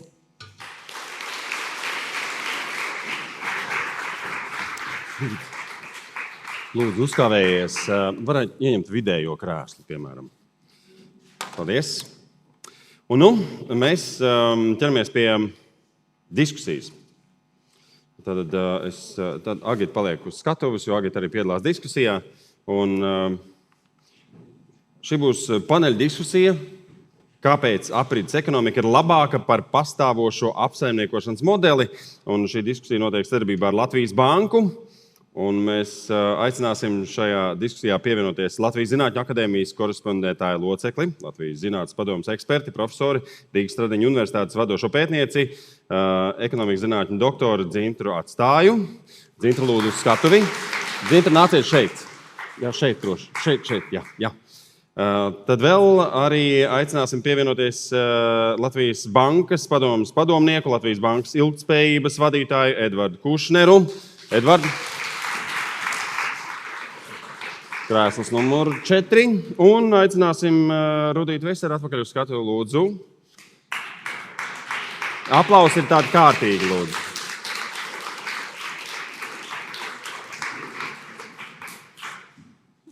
Jā. Nu tā, lai cilvēki saprot, kurš ir kurš. Paldies. Runājot par to, ko tad mēs īsti gribam šajā diskusijā redzēt. Tas diskusijas mērķis ir pilnveidot sabiedrības izpratni par to, kā aprits ekonomika var palīdzināt nodrošināt labklājību. Tātad, kāds ir, tā, lai tas būtu arī izdevīgi gan iedzīvotājiem, gan ražotājiem, gan valstī. Globāli materiālu apritīgums ir sarucis, un gan Latvijā, gan pasaulē saimniekojumi pārsniedzot planētas iespēju robežas. Un kas ir interesanti, ka jūs paskatāties uz to topu, kurā Latvija atrodas, mums šķiet, kā tas ir iespējams. Tad, kā mēs varam būt šajā indeksā sliktākā vietā nekā Amerikas Savienotās valstis? Bet faktiski sanāk no šī pētījuma apmēram tā. Un tu pie sevis domā, tas ir nereāli. Tad jautājums, ko mēs darām nepareizi. Diskusijā mēs mēģināsim atrast atbildes uz jautājumiem, vai materiāla apritīgumam jāpātrina ekonomiskā izaugsme, vai varam pasargāt savus iedzīvotājus un ekonomiku no nevēlama materiāla ienākšanas apritē, lai vispār pēc tam par to nav jādomā. Un noslēgumā mēs sniegsim iespēju arī jums piesaistīties. Tāpēc svarīgi ir lūdzu izmantojam menti.com, lai varētu uzdot jautājumus vai varbūt iesniegt savus komentārus. Tātad izmantojam atkal šo QR kodu. Drošības pēc noskanējam vēlreiz. Menti.com, jo all set īkšķītis, un mums vajadzētu atvērt jautājumu sadaļu, lai mēs varam arī tikt klāt uzdot jautājumus. Ja. Tā, noskanējam no sākuma kodu, esam iekšā un atveram lūdzu jautājumu sadaļu. Redz, kur parādās jautājumi, rakstām savu jautājumu un pēc tam submit vai nosūtīt. Tas der par katru konkrēto jautājumu. Lūdzu rakstiet, kam adresēts jautājums vai komentārs un par kuru no jautājumiem, kurus mēs runāsim. Mēs runāsim par zilonistabām, raugoties uz tā saukto piedāvājumu pusi, vai un cik greizs ir pastāvošais saimniekošanas modelis, vai aprits jēga būt ekonomiskās izaugsmes pātrināšana, kā pasargāt iedzīvotājus no nevēlamiem materiāliem, kā nonākt līdz problēmas saknei, neuzveļot pārmērīgu atbildības nastu, tad arvien vairāk, labāk izglītotam patērētājiem. Tātad šādi. Tā, mums arī laika pa laikam parādīsies kādi slaidi uz ekrāna, kas ilustrētu attiecīgo jautājumu. Un šis ir jautājums, varbūt, kā mēs to varam adresēt gan Edvardam, gan Dzintrai, gan Rudītei. Latvija sevi ir ilgstoši pozicionējusi kā ekonomiku, kam vispirms jātiecas uz, piemēram, Igaunijas vai Eiropas Savienības vidējo ienākumu līmeni. Tikmēr jau 2018. gada Līdzes universitātes pētījums, kā arī 2025. gadā publicētais Rīgas virtuļu ekonomikas portrets rāda, ka Latvijā vai Rīgā sabiedrības vajadzības pilnībā nenodrošinām. Tomēr saimniekojumu pārsniedzot tā saucamo planētas iespēju robežas, tas, ko es jau iepriekš minēju, līdzīga situācija nav retums industriāli attīstītajās valstīs. Un tad jautājums Edvardam, Dzintrai un Rudītai varētu būt šāds. Vai mēs varam dzīvot pareizi tādā nepareizā pasaulē un nodrošināt labklājību? Sanāk gan arī tā, ka kā tas nākas, ka mēs dzīvojam sliktāk, bet joprojām tērējam vairāk. Jā, droši runājam mikrofonā. Tad es sāku. Es domāju tā, ka vispirms jautājums, vai mēs vispār varam dzīvot ilgstoši nepareizā pasaulē. Jo ilgspējas problēma ir tieši par to, ka mēs faktiski skrienam sienā ar cilvēces kopēju attīstību, gan resursu patēriņā, gan ietekmē uz planētas robežām. Līdz ar to tas jautājums nav par to, cik ilgi mēs šādā pasaulē vēl gribam padzīvot, bet par to, kādā pasaulē mēs gribam dzīvot un kas ir tā pareizā metrika. Un ienākuma līmenis noteikti nebūs tā metrika, jo tas, ko cilvēks grib dzīvē, būtībā ir laime. Un ekonomikā laimi apraksta kā dzīves kvalitāti. Un dzīves kvalitātes iedzienā būtībā ir ietverts viss tas, kāpēc ir veidota valsts un kāpēc mēs vispār kā cilvēks gribam kaut kādu, teiksim, kopīgu rezultātu. Līdz ar to, ja mēs skatāmies no dzīves kvalitātes viedokļa, ilgtspēja savukārt ir šī dzīves kvalitāte, kas ir noturīga, ilgstoša laikā. Un no tāda viedokļa mums vienkārši nav cita ceļa, kā sakārtot mūsu saimniekošanu pret planētas robežām, maksimāli censties ievērot arī mūsu pašu cilvēku vajadzības. Tas ir šīs virtuļu ekonomikas teorijas pamatmērķis, un to izdarīt var, ja mēs nomainām pirmkārt jau mērķi, nevis ienākumu, nevis IKP, nevis izaugsme, bet dzīves kvalitāte. Tātad no IKP uz laimi? Jā, vienkāršā valodā tieši tā. Jo jautājums, vai tev, Valdi, padara laimīgu IKP izmaiņas? Jā, nē, es nezinu. Es neesmu tādu korelāciju pētījis. Tad laikam tā nav tā īstā saikne. Labi, paldies. Paldies tev. Jā? Jā, ieslēdziem. Jā. Nezinu. Es pat palīdzēšu. Tā, šis ir ieslēgts, varam runāt. Paldies. Protams, ka mēs šeit visi esam uz viena viļņa un vienā laivā, bet varbūt vispirms par to, tas ir grūtais jautājums. Pareizi vai nepareizi? Tie ir stereotipi, tās ir klišejas, tie ir mūsu audzināšanas rezultāts, kad mēs domājam, vai tas ir saprotami mums un pieņemami, un vai es ar to varu vispār sadzīvot. Un es vispirms vēlos akcentēt to, ka šeit es pilnībā ticu, ka mēs visi esam misijas cilvēki. Ir daži ziņkārīgie, bet faktiski mēs nācām šodien dalīties ar to, ko mēs jau darām. Tie ir mūsu veiksmes stāsti, tie ir mūsu sadarbības rezultāti, tie ir mūsu projekti. Tas ir gadu garumā tas, ko mēs popularizējam, sākot ar sevi, sākot ar savu mājasaimniecību, ar savu pašvaldību, ar savu valsti, un esam jau tikuši arī ārpus Eiropas Savienības, mūs aicina, uzklausa. Un tam nav nekāda sakara ar ilgtspēju vai apriti vai kādu citu ekonomiku, jo ekonomikas teorijas jau mainās un visas ir vērstas uz to, lai cilvēku labklājība būtu.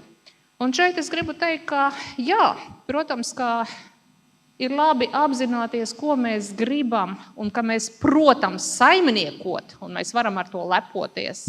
Bet mēs nevaram dzīvot pareizā sistēmā, kas strukturāli joprojām ir nepareiza. Mēs varam mazināt pretrunas. Es domāju, ka tieši par to mēs šodien arī runāsim, kā atbalstīt tos, kas cenšas norādīt, kas tad jādara iedzīvotājiem un uzņēmējiem, lai parādītu, ka nevajag mūsu labos veiksmes stāstus, tāpat kā dziesmu svētkos tautas tērpu iznest un rādīt, jā, tie paši uzņēmumi ir pilnīgi visos mūsu piemēros parādīti, bet tas jau nav institūcija rezultāts, bet tā ir prasmīgā saimniekošana, kas tiek iznesta, un kur mēs varam dalīties un aiznest tālāk un popularizēt, un mēs varam ar to arī tiešām lepoties. Un būtu naivi gaidīt, ka individuālais patērētājs atrisinās šīs strukturālās vai sistēmiskās problēmas, jo ilgtspēja, kā jau norādīja iepriekšējais diskutants, tā ir mūsu kolektīvā sistēmas atbildība, kaut arī mēs sākam katrs pats ar sevi. Un pareizā rīcība nepareizā sistēmā ir iespējama tikai tad, ja zinātne, politika, tirgus dalībnieki, mēs visi darbojamies vienoti. Paldies par šīs semināra un diskusijas iespējamību. Mēs atradīsim, kā nes savu misiju tālāk, lai Latviju padarītu labāku, lai tie grūtie jautājumi būtu atbildēti. Un arī par šo virtuļu ekonomiku, jauki, ka ir šī saliņa, ka Rīga to ir parādījusi, bet tas sakrīt, ka jā, mēs nevaram ar iekšzemes koproduktu rādīt, ka tas ir uz IKP kaut kāda labklājība. Labklājība mēs katrs sajūtam savādāk, katram mums tā ir sava, un vispirms mēs runājam par savu dzīves kvalitāti, par apziņu, ko mēs esam paši gatavi mainīt. Apmēram tā.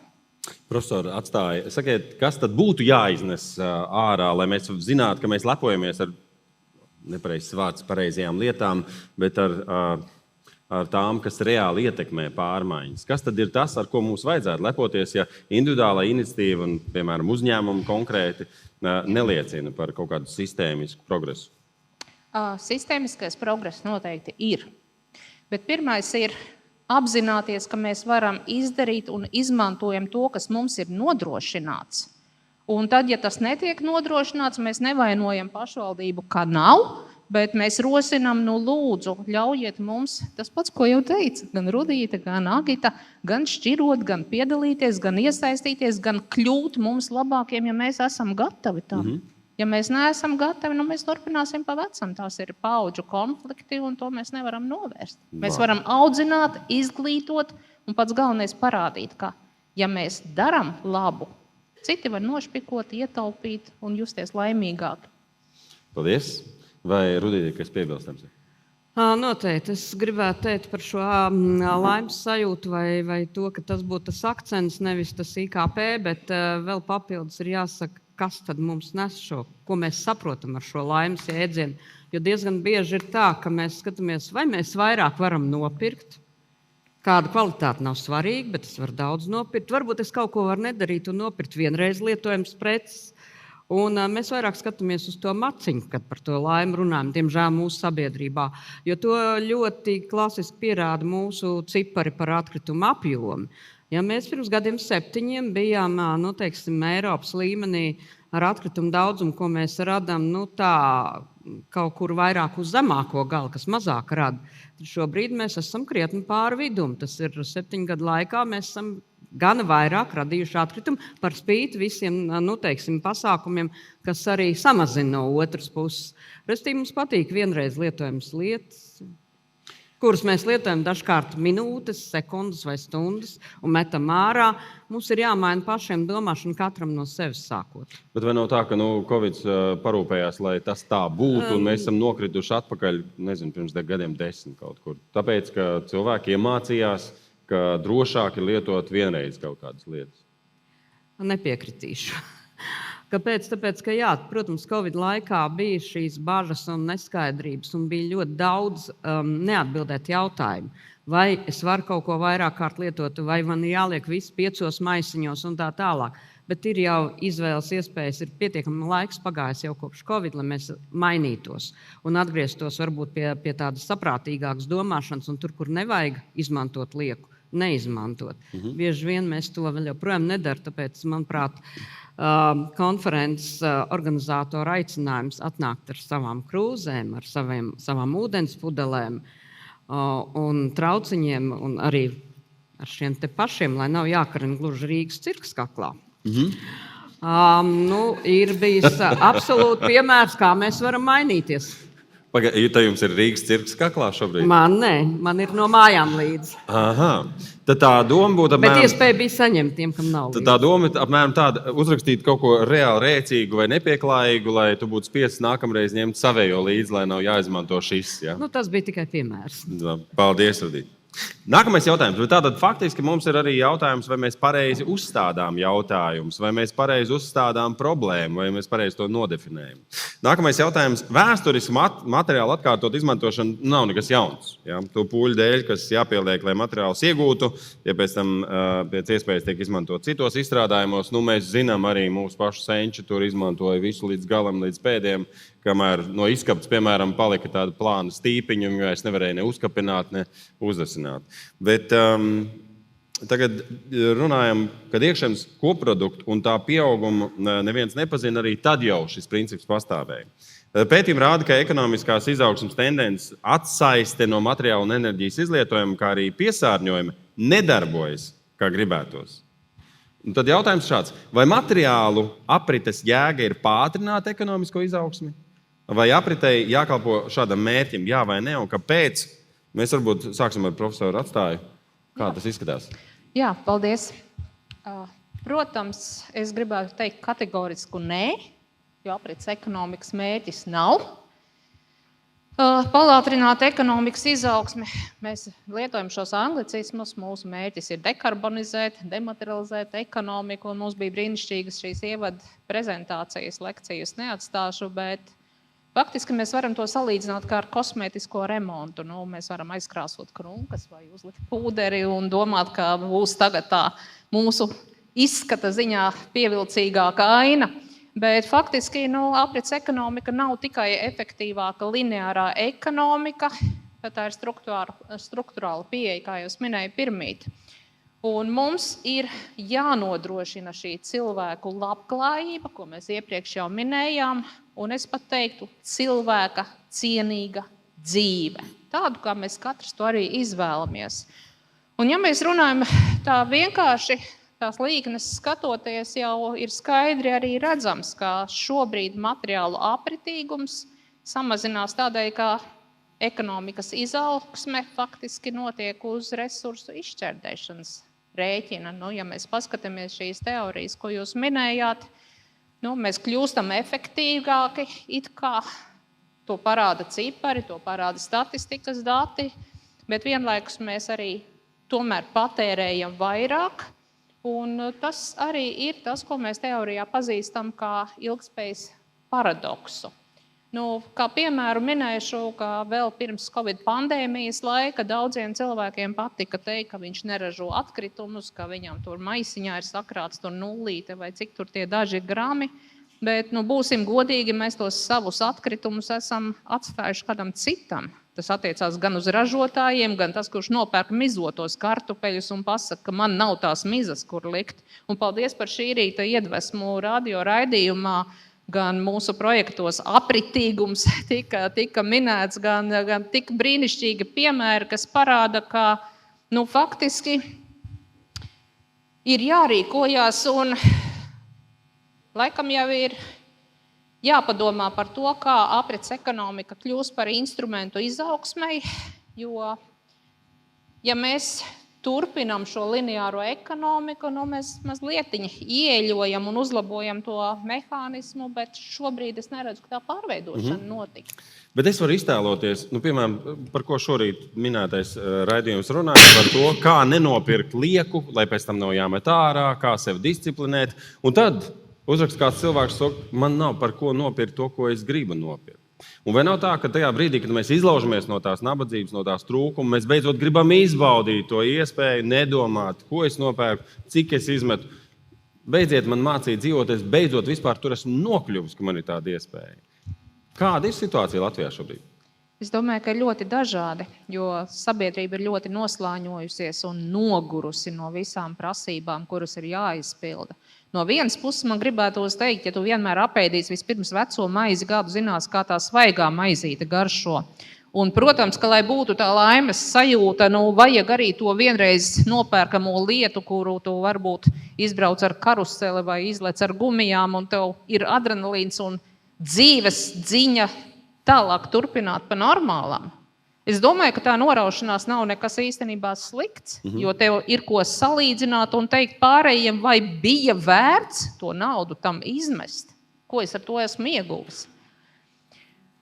Bet, protams, katram jau tā pieredze ir savādāka, un labais tomēr vairo labo un zināšanas maina šo patērētāju uzvedību. Un kopumā mēs redzam, kā puzlīti, kā attīstās tas labais, ja mēs par to runājam. Ja nav informācijas aprites, mums nav kur to uzzināt un nav kas ar to padalās. Tad sākumā mēs no sākuma zinām, kas ir vajadzīgs vai kāda rīcība mazāku ietekmi veido, un pēc tam mēs varam to darīt.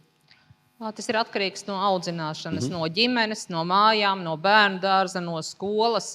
Minēšu pavisam prastu piemēru. Mans tētis 90. gados kurināja visu ko, bet kad bērni atnāca no bērndārza un teica, vecētiņi, bet tas nemaz nav labi, tās plasmasas mums nevajag dedzināt un visu citu, viņš klausīja viņus, nevis mani. Un es domāju, ka tas turpinās arī citās kopienās. Iemāciet bērniem vienreiz, un viņi pēc tam visu mūžu jūs nelis mieru. Tas ir no personīgās pieredzes. Jā, Agitei. Kā izskatās šis jautājums par materiāliem runājot? Jā, es domāju, ka aprits ekonomikā patiesībā tieši tāpat kā arī atkritumu nozarē un atkritumu šķirošanā, viss sākās ar paradumu maiņu, un paradumu maiņa sākās ar domāšanas maiņu. Un, ja mēs runājam par laimi, komforta sajūtu vai atļaušanās sajūtu, droši vien tas pamats var neslēpties arī pirkšanā un patēriņā. Vienlaikus, ja mēs runājam par apritīgumu un tādu ekonomikas izaugsmes jautājumu, tad skaidrs, ka tad, kad mēs uzsākām kopā ar Dzintru, tā skaitā arī darbu pie Latvijas aprits ekonomikas indeksa, mēs lūkojāmies uz pasaules pieredzi. Un skaidrs, ka vēloties ieraudzīt labo pieredzi, mēs skatījāmies uz attīstītajām ekonomikām. Skandināvija, Eiropa, tie, kas jau daudzus gadus, Skandināvija jau vairāk kā 10 gadus strādā ar aprits ekonomiku, mēs droši vien, ka nevaram teikt, ka tas ir apstupējis ekonomisko izaugsmi. Drīzāk es teiktu, ka tas viens no atslēgas vārdiem droši vien ir viens no spēlētājs. To nevar iesākt un īstenot viens uzņēmums ar savu materiālu apriti, to nevar izdarīt viena pašvaldība, to var izdarīt viena valsts toties. Un skaidrs, ka veidojot sistēmu, veidojot ekosistēmu, kur ir atbilstošs un atbalstošs regulējums, uzņēmēji, kas šobrīd gaida arī zināmā mērā finanšu stimulus tam, uzņēmēji, kas piedalās zaļajā iepirkumā, valsts pašvaldības, kas veido šos zaļos iepirkumus, valsts pašvaldības, kas iepērk un tādā iepērk vietējo ražotāju ražotās preces un pakalpojumus un tādā veidā īsina piegādes ķēdes, uzņēmēji, kas var veidot jaunus uzņēmējdarbības modeļus, tā arī ir ekonomikas attīstība. Tas, ko jau es arī pieminēju pirms tam, dažādi abonēšanas, nomas, servisi, iepratim pirkšanai, kas paildzina tātad šo pakalpojumu lietošanu un produktu dzīves ciklu, tas nenozīmē nelietot, tas nozīmē lietot gudrāk un ilgāk. Tā kā tā ekonomikas attīstība visticamāk seko, vienkārši tā ir cita veida attīstība nekā lineārajā attīstībā, caur cita veida biznesa modeļiem. Pirms Edvards atbild arī uz šo pašu jautājumu, es gribu iestātīt pāris jautājumiem no Mentī. Vai zinātnieki ir roku rokā ar aprits ekonomikas veicināšanu, vai mākslīgais intelekts palīdzēs to veicināt? Tad vēl, vai 100% cirkulārā, ja aprits ekonomika vispār var pastāvēt, vai mēs varam visus materiālus bezgalīgi lietot? Vai kādam ir atbild uz šiem jautājumiem? Es laikam sākšu par to zinātni. Un es gribētu teikt, ka zinātne nav viena pati. Zinātne ir sadarbībā ar institūcijām, ar uzņēmējiem, ar sabiedrību, un tikai kopā mēs varam to arī risinājumus atrast. Un, lai arī Latvijā bieži vien ir otrādā, ka uzņēmējs ir pirmais, kas savu labo piemēru mums ir pasniedzis un teicis, kā to varam tālāk attīstīt, mums ir ļoti labi piemēri. Paldies, Agita, ka pieminēji šo aprits ekonomikas indeksu, ka jo mēs dalamies, tad mēs varam arī šo zinātnisko pamatojumu atrast un aprēķināt, kā to izdarīt vēl efektīvāk un vēl labāk. Jā. Es laikam piebildīšu vēl papildus tam, kad ja mēs runājam par to 100%. Tas ir ambiciozs mērķis, bet mērķis vienmēr vajag lielāks nekā mēs varam izpildīt, lai būtu uz ko tiekties. Nevelti Eiropā ir arī mērķis, tā saucamais nulles piesārņojuma plāns, kas paredz, ka mēs piesārņojumu samazināsim. Skaidrs, ka ir kaut kāda robeža 90 un maz drusciņi, kā nu kurā virzienā un kā nu kurā jomā, kuru var sasniegt, un tālākais paliek tai zudumu sadaļā. Bet tai pašā laikā, jāsaprot viens, dabā arī rodās piesārņojums, dabā rodās atkritumi, bet daba ar to visu tiek lieliski galā, lēnāk vai ātrāk, bet tiek. Cilvēks rada piesārņojumu, rada atkritumus, bet, diemžēl, nav iemācījies tikt galā pietiekami pārdomāt un veiksmīgi. Ir kur augt. Jā, es laikam piekrītu, jo uz jautājumu, vai mēs varam izveidot absolūtu apriti bez atkritumiem, pilnībā noteikti nē. Atkritumi droši vien kaut kādā mērā zudumi, atkritumi, atlikumi vienmēr būs. Jautājums, ko mēs ar tiem darām tālāk. Vai mēs šobrīd, vērojot poligonu ēras beigas, mākam jau apieties ar atkritumiem gudrāk, vai mēs mākam pārstrādāt, vai mēs mākam tos pārvērst jaunos resursos, vai mēs mākam jau ieiet nākamajā posmā, kas ir šī industriālā simbioze, kur mani atkritumi jau ir nākamā uzņēmēja vai nākamā cikla resurss un izēviela. Faktiski tur jau aiziet nākamais cikls, kā mēs rīkojamies ar šiem atkritumiem. Starp par nākamo ciklu runājot, vai tas beidzot ir lētāks par jauna ražošanu, jo tomēr tas ir papildu ieguldījums. Kāda situācija, ņemot vērā to, ka uzņēmējs vienmēr pateiks, tas nav izdevīgi? Globāli droši vien mēs varam runāt visvairāk par plasmasas tirgu, es domāju, runājot par otrreizējo materiālu pārstrādi. Un trešo valstu šobrīd Eiropas tirgos tik ļoti daudz un lielā apjomā iepludināto lēto pirmreizējo plasmasu. Skaidrs, ka tur konkurētspējas cīņā mēs šobrīd zaudējam. Tas ir jautājums par vienādiem spēles nosacījumiem. Pie vienādiem spēles nosacījumiem, vienādi atbalstošā tirgu, es domāju, ka tas jau būtu diskutējums jautājums. Jā, tieši tas jautājums bija, Edvard Tuliņ. kāds plāns ietekmēt ienākošo preču apjomu samazināšanu no citu valstu internetu veikaliem, kur nav reģistrējuši savu darbību Latvijā, un to preces netiek aplikts ar DRN? Un es domāju, ka tas ir daudz plašāks. Tas nav tikai dabas resursu nodoklis, jeb DRN, kā tika minēts. Tas ir arī PVN un vēl vesela rinda citu nodokļu. Un, diemžēl šī problēma nav atrisināta pasaules līmenī starp valstīm. Ir atsevišķas idejas jau šobrīd tādā sagatavošanas stadijā, tāpēc varbūt skaļi nenosaukšu, bet pie tā ir daudz domāts, pie tā ir daudz strādāts un kaut kāda risinājuma perspektīvā būs. Edvard?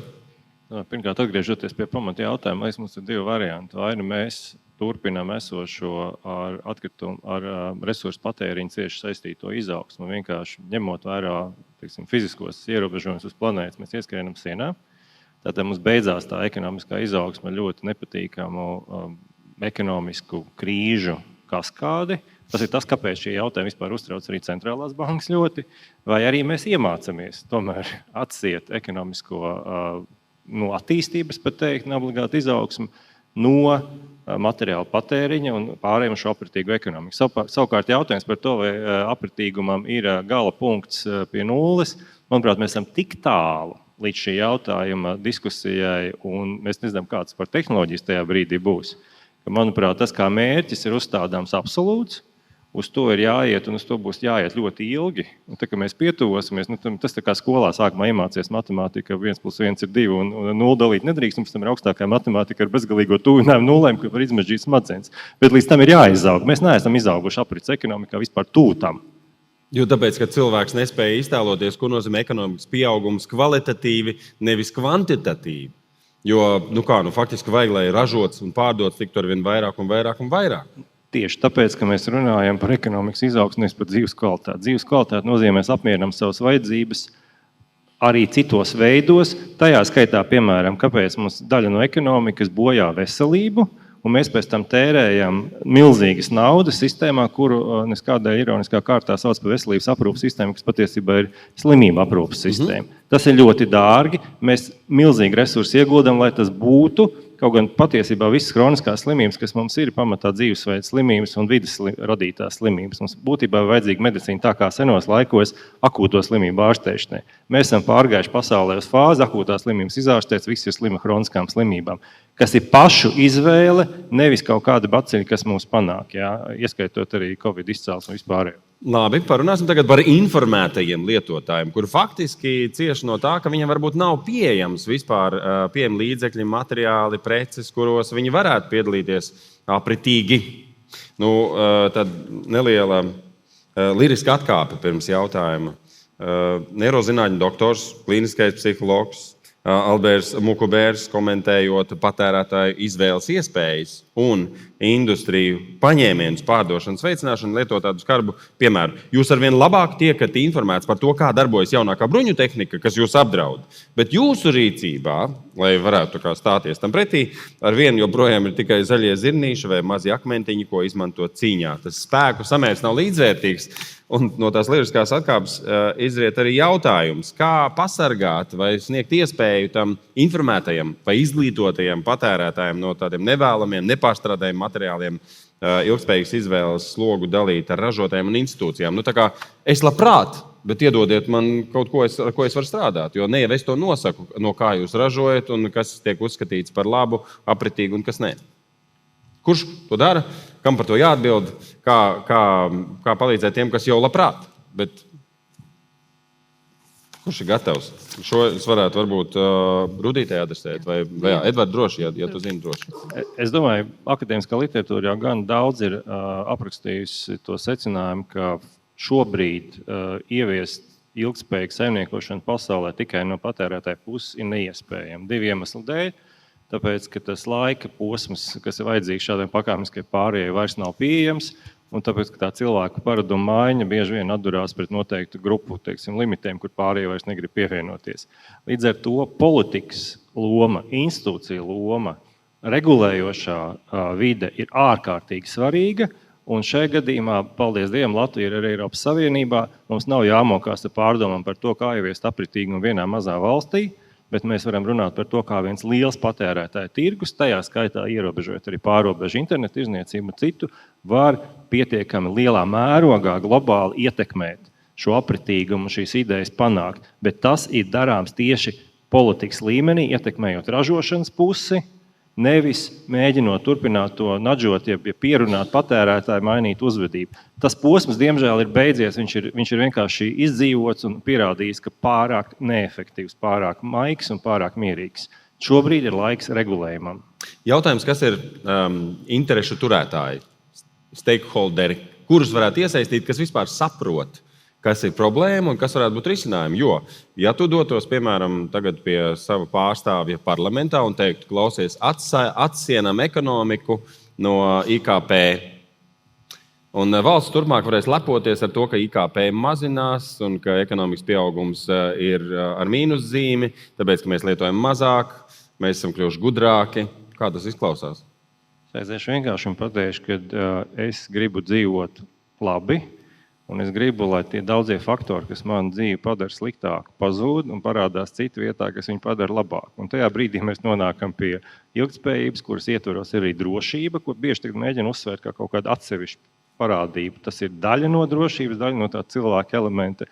Tāpat ir veselība un citas lietas. Un tas komplekss, kas šobrīd man tiek piedāvāts pasaulē un mūsdienu civilizācijā, nebūtu nav optimāls. Arī tā mūžīgā skriešana pēc patēriņa, tas jautājums bija par to, kurš tur ko ir iespējas nopirkt. Latvija ir salīdzinoši bagātāko valstu galā, mums bērni nemirst no bada, un tajā pašā laikā mums ir reference uz visbagātākajām pasaules valstīm. Un tad skatāmies atkal, ko saka psihologi, ir pasaulē daudz miljardieri, kuri ir nelaimīgi. Tikai tāpēc, ka viņa reference atkal ir augstāk. Un mēs vienmēr skriesim šajā aplī. Te ir problēma arī mūsu pašu galvās. Tur gan politika nepalīdzēs, tur drusku jādomā arī par garīgo attīstību un filozofiju, bet kopumā mums ir ko darīt pašiem ar sevi, mums ir ko darīt regulējuma līmenī, valsts līmenī, institūcija līmenī, bet mēs nevaram pārlikt to problēmu, kā jau tas bija minēts, tikai uz patērētāju postu. Nu, jūs tur mēģiniet stimulēt. Nē, ir laiks regulējumam. Labi, Rudīt, gribēju ko piebilst? Jā, piekrīt pilnībā, ko teica Kušner kungs, bet papildus piebildīšu attiecībā par šo regulatīvo pusi un cik tālu, ko vajadzētu regulēt. Jāatcerās ir, ka, lai jebkura sistēma darbotos, tur ar regulējumu un tikai ar likumiem bieži vien nepietiek. Ir jābūt arī jāskatās, kā tas ekonomiski viss ietekmē visas puses. Un sabiedrības loma nav tāda, ka mēs esam nokavējuši un sabiedrība vien patur nevar kaut ko izdarīt, vai viņai vajag. Viņai arī vajadzīga ir informācija, bet tā tad ir jāsaprot, ka ir lietas, ko mēs varam ierobežot, aizliegt noteikti ar likumiem. Tas skars uzņēmējs. Viņi pieņems spēles noteikums, darīs, jo tā ir jādara. Bet ir lietas, ko var panākt tad, ja mēs ieslēdzam citus mehānismus, motivējošos, veicinošos mehānismus, kur mēs ļaujam pielietot dažādas brīvprātīgās pieejas, kā brīvprātīgos instrumentus, kas atkal ir ražotājam, ko viņš var pārdomāt. Es jau minēju savā prezentācijā šo piemēru, kā mēs varam pateikt, kad jūs maksāsiet paši vairāk par to, ko jūs ievedat, par to iepakojumu, kas ir nepārstrādājams, ko jūs nepārstrādājat. Un tad šī atbildība uzreiz ir bišķiņ citā līmenī. Domāšana mainās. Bet mēs nedrīkstam aizmirst arī patērētāju, kuram vienkārši ir jāiedod informācija, ko viņš var paprasīt no tā ražotāja. Pieprasījums, piedāvājums tomēr ir saistīti. Un saprast arī, kas viņam ir labi vai slikti, kas viņa veselībai ir labi. Jo piemērs ar plastmas, manuprāt, ir klasisks. 1950. gads un šodien, ja mēs salīdzinātu dažādas enerģijas patēriņus un tā tālāk pieaugums, tur būtu līdz 10 reizēm vēl kaut kas. Plastmas patēriņš no tā datuma ir pieaudzis vairāk kā 20 reizes. Tātad ērts, viegls, lēts, lietojam daudz nedomājot. To, ka šobrīd plastmas mūsu organismā ir asinsvados, sirdī, plaušās un tā tālāk, nesaukšu visus orgānus, un visā pasaulē, visos 5 kontinentos to pētījumi ir pierādījuši.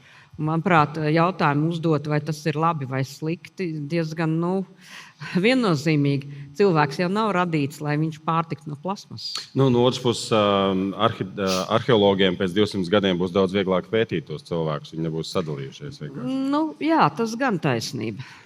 Jā, jau Bet šobrīd. vai tik tālu mēs, kā saka, nodzīvosim, lai viņiem būtu interesanti kaut ko pētīt?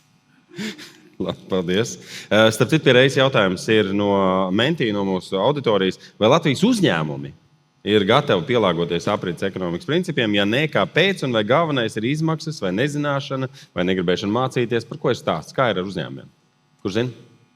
Es varu nokomentēt no Baltijas vienotā aprits ekonomikas kontaktpunkta, kur mēs nesen, faktiski vasaras beigās, veicām aptauju Latvijas stakeholderu vidū, tātad ietekmes pušu vidū, no kā arī nāca šie skaitļi, uz ko es atsaucos, ka 4. daļa Latvijas uzņēmumu šobrīd saka, mums pietrūkst zināšanu, un man patiešām šķiet interesanti, arī tā skaitā, protams, korelējoši arī tas, ka Latvijas valsts iestādes saka, mums pietrūkst zināšanu, tad mēs nezinām iespējams, ar ko sākt, kurā brīdī sākt un ko darīt, bet otrs arī tas, ko uzņēmēji norāda šobrīd konkurences cīņa, respektīvi palīdziet man pāriet uz šo te apritīgumu un nezaudēt konkurences cīņā, ja es to daru un mans konkurents to nē.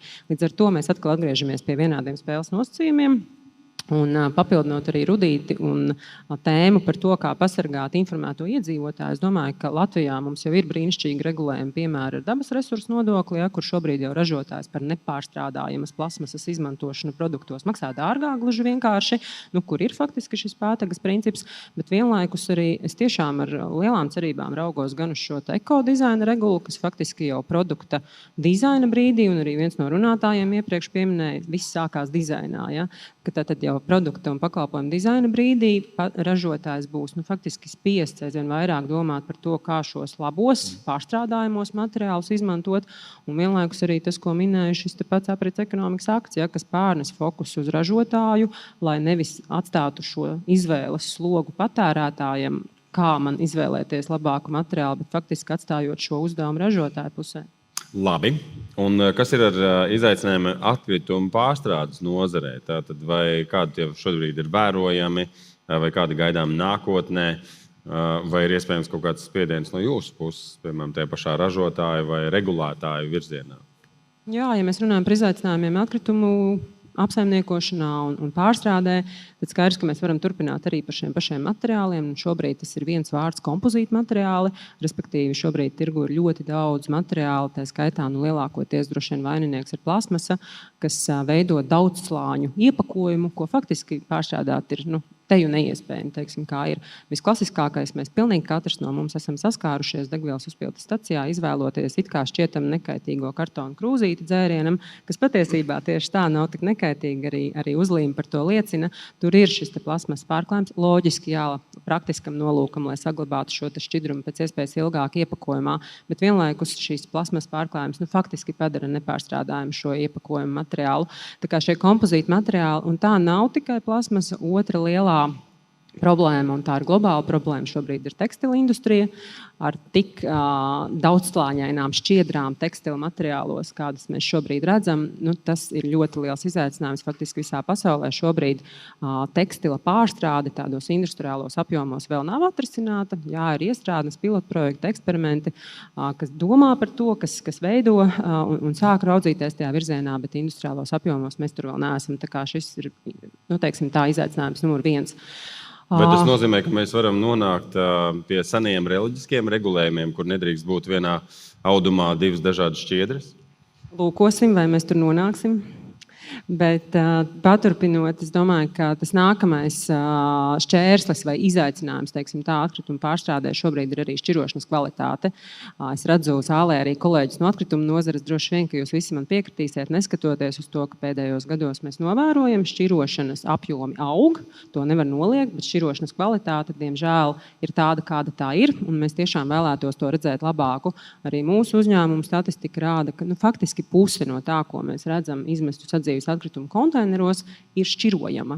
Trešā daļa faktiski ir bioloģiski atkritumi, pārtikas, dārza atkritumi. Līdz ar to, ja tas viss nonāk tajā sadzīves konteinerā, mēs nevaram runāt par pārstrādi, mēs varam runāt par poligonu ēras turpināšanos. Un trešais, es tomēr runātu arī par atkritumu šķirošanas infrastruktūru, jo šķirošana tad ir pirmais solis, lai mēs nonāktu uz pārstrādi.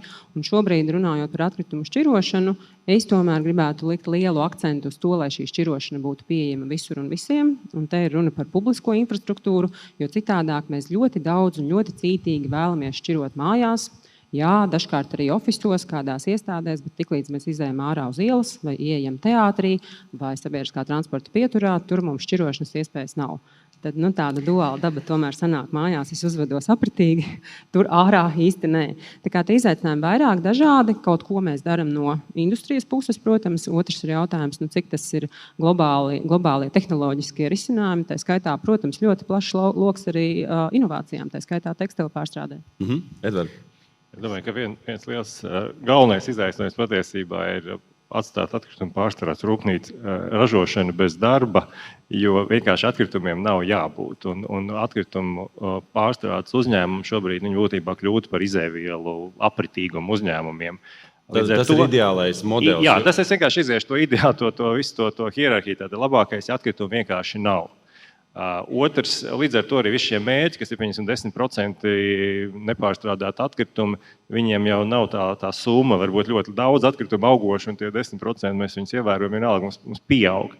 Tātad pirmais, lai nebūtu. Otrais, lai ja viņi rodās kaut kas līdzīgs atkritumam, lai tas ir viegli pārstrādājums, lai nav šie daudzveidīgie. Un tad ir, sliktākais, ko var darīt, ir kaut ko atstāt dabā, bet otrs sliktākais viennozīmīgi ir vienkārši sadedzināt atkritumus. Tāpēc, ka tas būtībā, ja paskatieties no ražošanas puses, pats dārgākais iespējamais kurināmais, cik ir ieguldīts industrijas resursu, lai radītu tos visus produktus, kurus mēs nemākot pārstrādāt, vienkārši nosvilinam. Ja? Mēs tajā brīdī, lai palaistu viņus apritīgumā kā izēvielu, mēs viņu pārvēršam tikai enerģijā. Bet pagaid, alternatīva ir poligons. Tad, labi, alternatīva ir tas, ka šis atkritums nerodās un ka viņu ir viegli pārvērst nākamajā produktā. Un mums jāiet šajā secībā maksimāli ambiciozi, nevis jāsāk ar vieglāko risinājumu. Labi, Latvijā šitā mēs darīsim, bet tad mēs iesim temu un vairs nedarīsim. Reģionā, kā minimums Eiropas Savienībā, ir milzīgi ietekmes pasauli. Paldies. Starp citu, vai Cleaner grupa būtu laimīga, ka beidzas atkritumi? Es atgriezīšos pie tā, ko es jau teicu, un tā ir ideālā pasaule, un atkal arī ideālajā pasaulē vienmēr būs kaut kāds procents zudumu, atlikumu, un tad ir jautājums, ko mēs ar to darām tālāk. Un arī šeit, es domāju, mēs varam atkal atgriezties pie tā paša zināšana un izpratnes trūkuma, jo viens ir atkritumu sadedzināšana, otrs Eiropas savukārt virziens šobrīd ir uz atkritumu reģenerāciju, kur atkritumu reģenerācija savukārt runā par papildus siltumu, enerģijas ieguvi, un savukārt šajā procesā radušos atlikumu atkal tālāk izmantošanu industriālās simbiozes projektos. Man šķiet, ka arī šodien diskusijās būs dienas gaitā stāsts par industriālo simbiozi, kādā veidā, atkal viena procesa atlikums var kļūt par nākamā procesa izēvielu. Tā, katram ir burtiski 10 sekundes, lai pateiktu to, ko baigi gribējās, bet es nepajautāju. Jā, laiks ir cauri. Paldies, starp citu, visiem par mentī jautājumiem, un es ieteiktu, ja jūs redzat šos diskusiju dalībniekus, ņemiet aiz krāgas un uzdodiet tos jautājumus, ko jūs gribētu uzdot, bet mums nebija tam laika, vai arī noteikti padiskutēt, tāpēc mēs šodien esam šeit. Visdažādākie ļaudis kopā, lai varam runāt arī aci pret aci. Ko mēs nepateicām, kas jāpasaka? Sistēma nevar pastāvēt uz individu apzinīguma. Mums ir jāatmet liekulība un jānodrošina Latvijas satversmē noteiktais. Mēs dzīvojam sakārtotā un tīrā vidē, un katrs pieliekam savus pūliņus, lai palīdzētu to īstenot. Meklējam jaunas IKP aprēķināšanas metodes, ņemam vērā savas prasības pēc labklājības, bet pats galvenais kopā mēs varam ļoti daudz izdarīt. Un es novēlu visiem dalībniekiem šodien atrast jaunus sadarbības partnerus, strādāt pie jauniem projektiem. Un tāpēc jau mēs šeit arī esam. Paldies. Radīt Rīgas konvenciju, kur pēc tam visiem jāparaksta. Latvijas. Sarunājuši. Nē, parasti konvencijas sauc pēc pilsētas, kurās tos paraksta. Labi, paldies par ieteikumu. Jā, vēl kādam? Jā, es domāju, mēs nevaram gaidīt ideālo pasauli iestājamies vai kādam izveidojot ideālo ekonomikas modeli. Sākam šodien ar to, kas mums ir, tur, kur mēs esam. Paldies. Mūsu mazbērniem arī ir tiesības būt laimīgiem. Te ir aplausos. Piebiedrojoties visiem iepriekš teiktajiem, es gribētu teikt, sāksim katrs ar sevi un būsim viedi savās izvēlēs. Paldies! Paldies jums!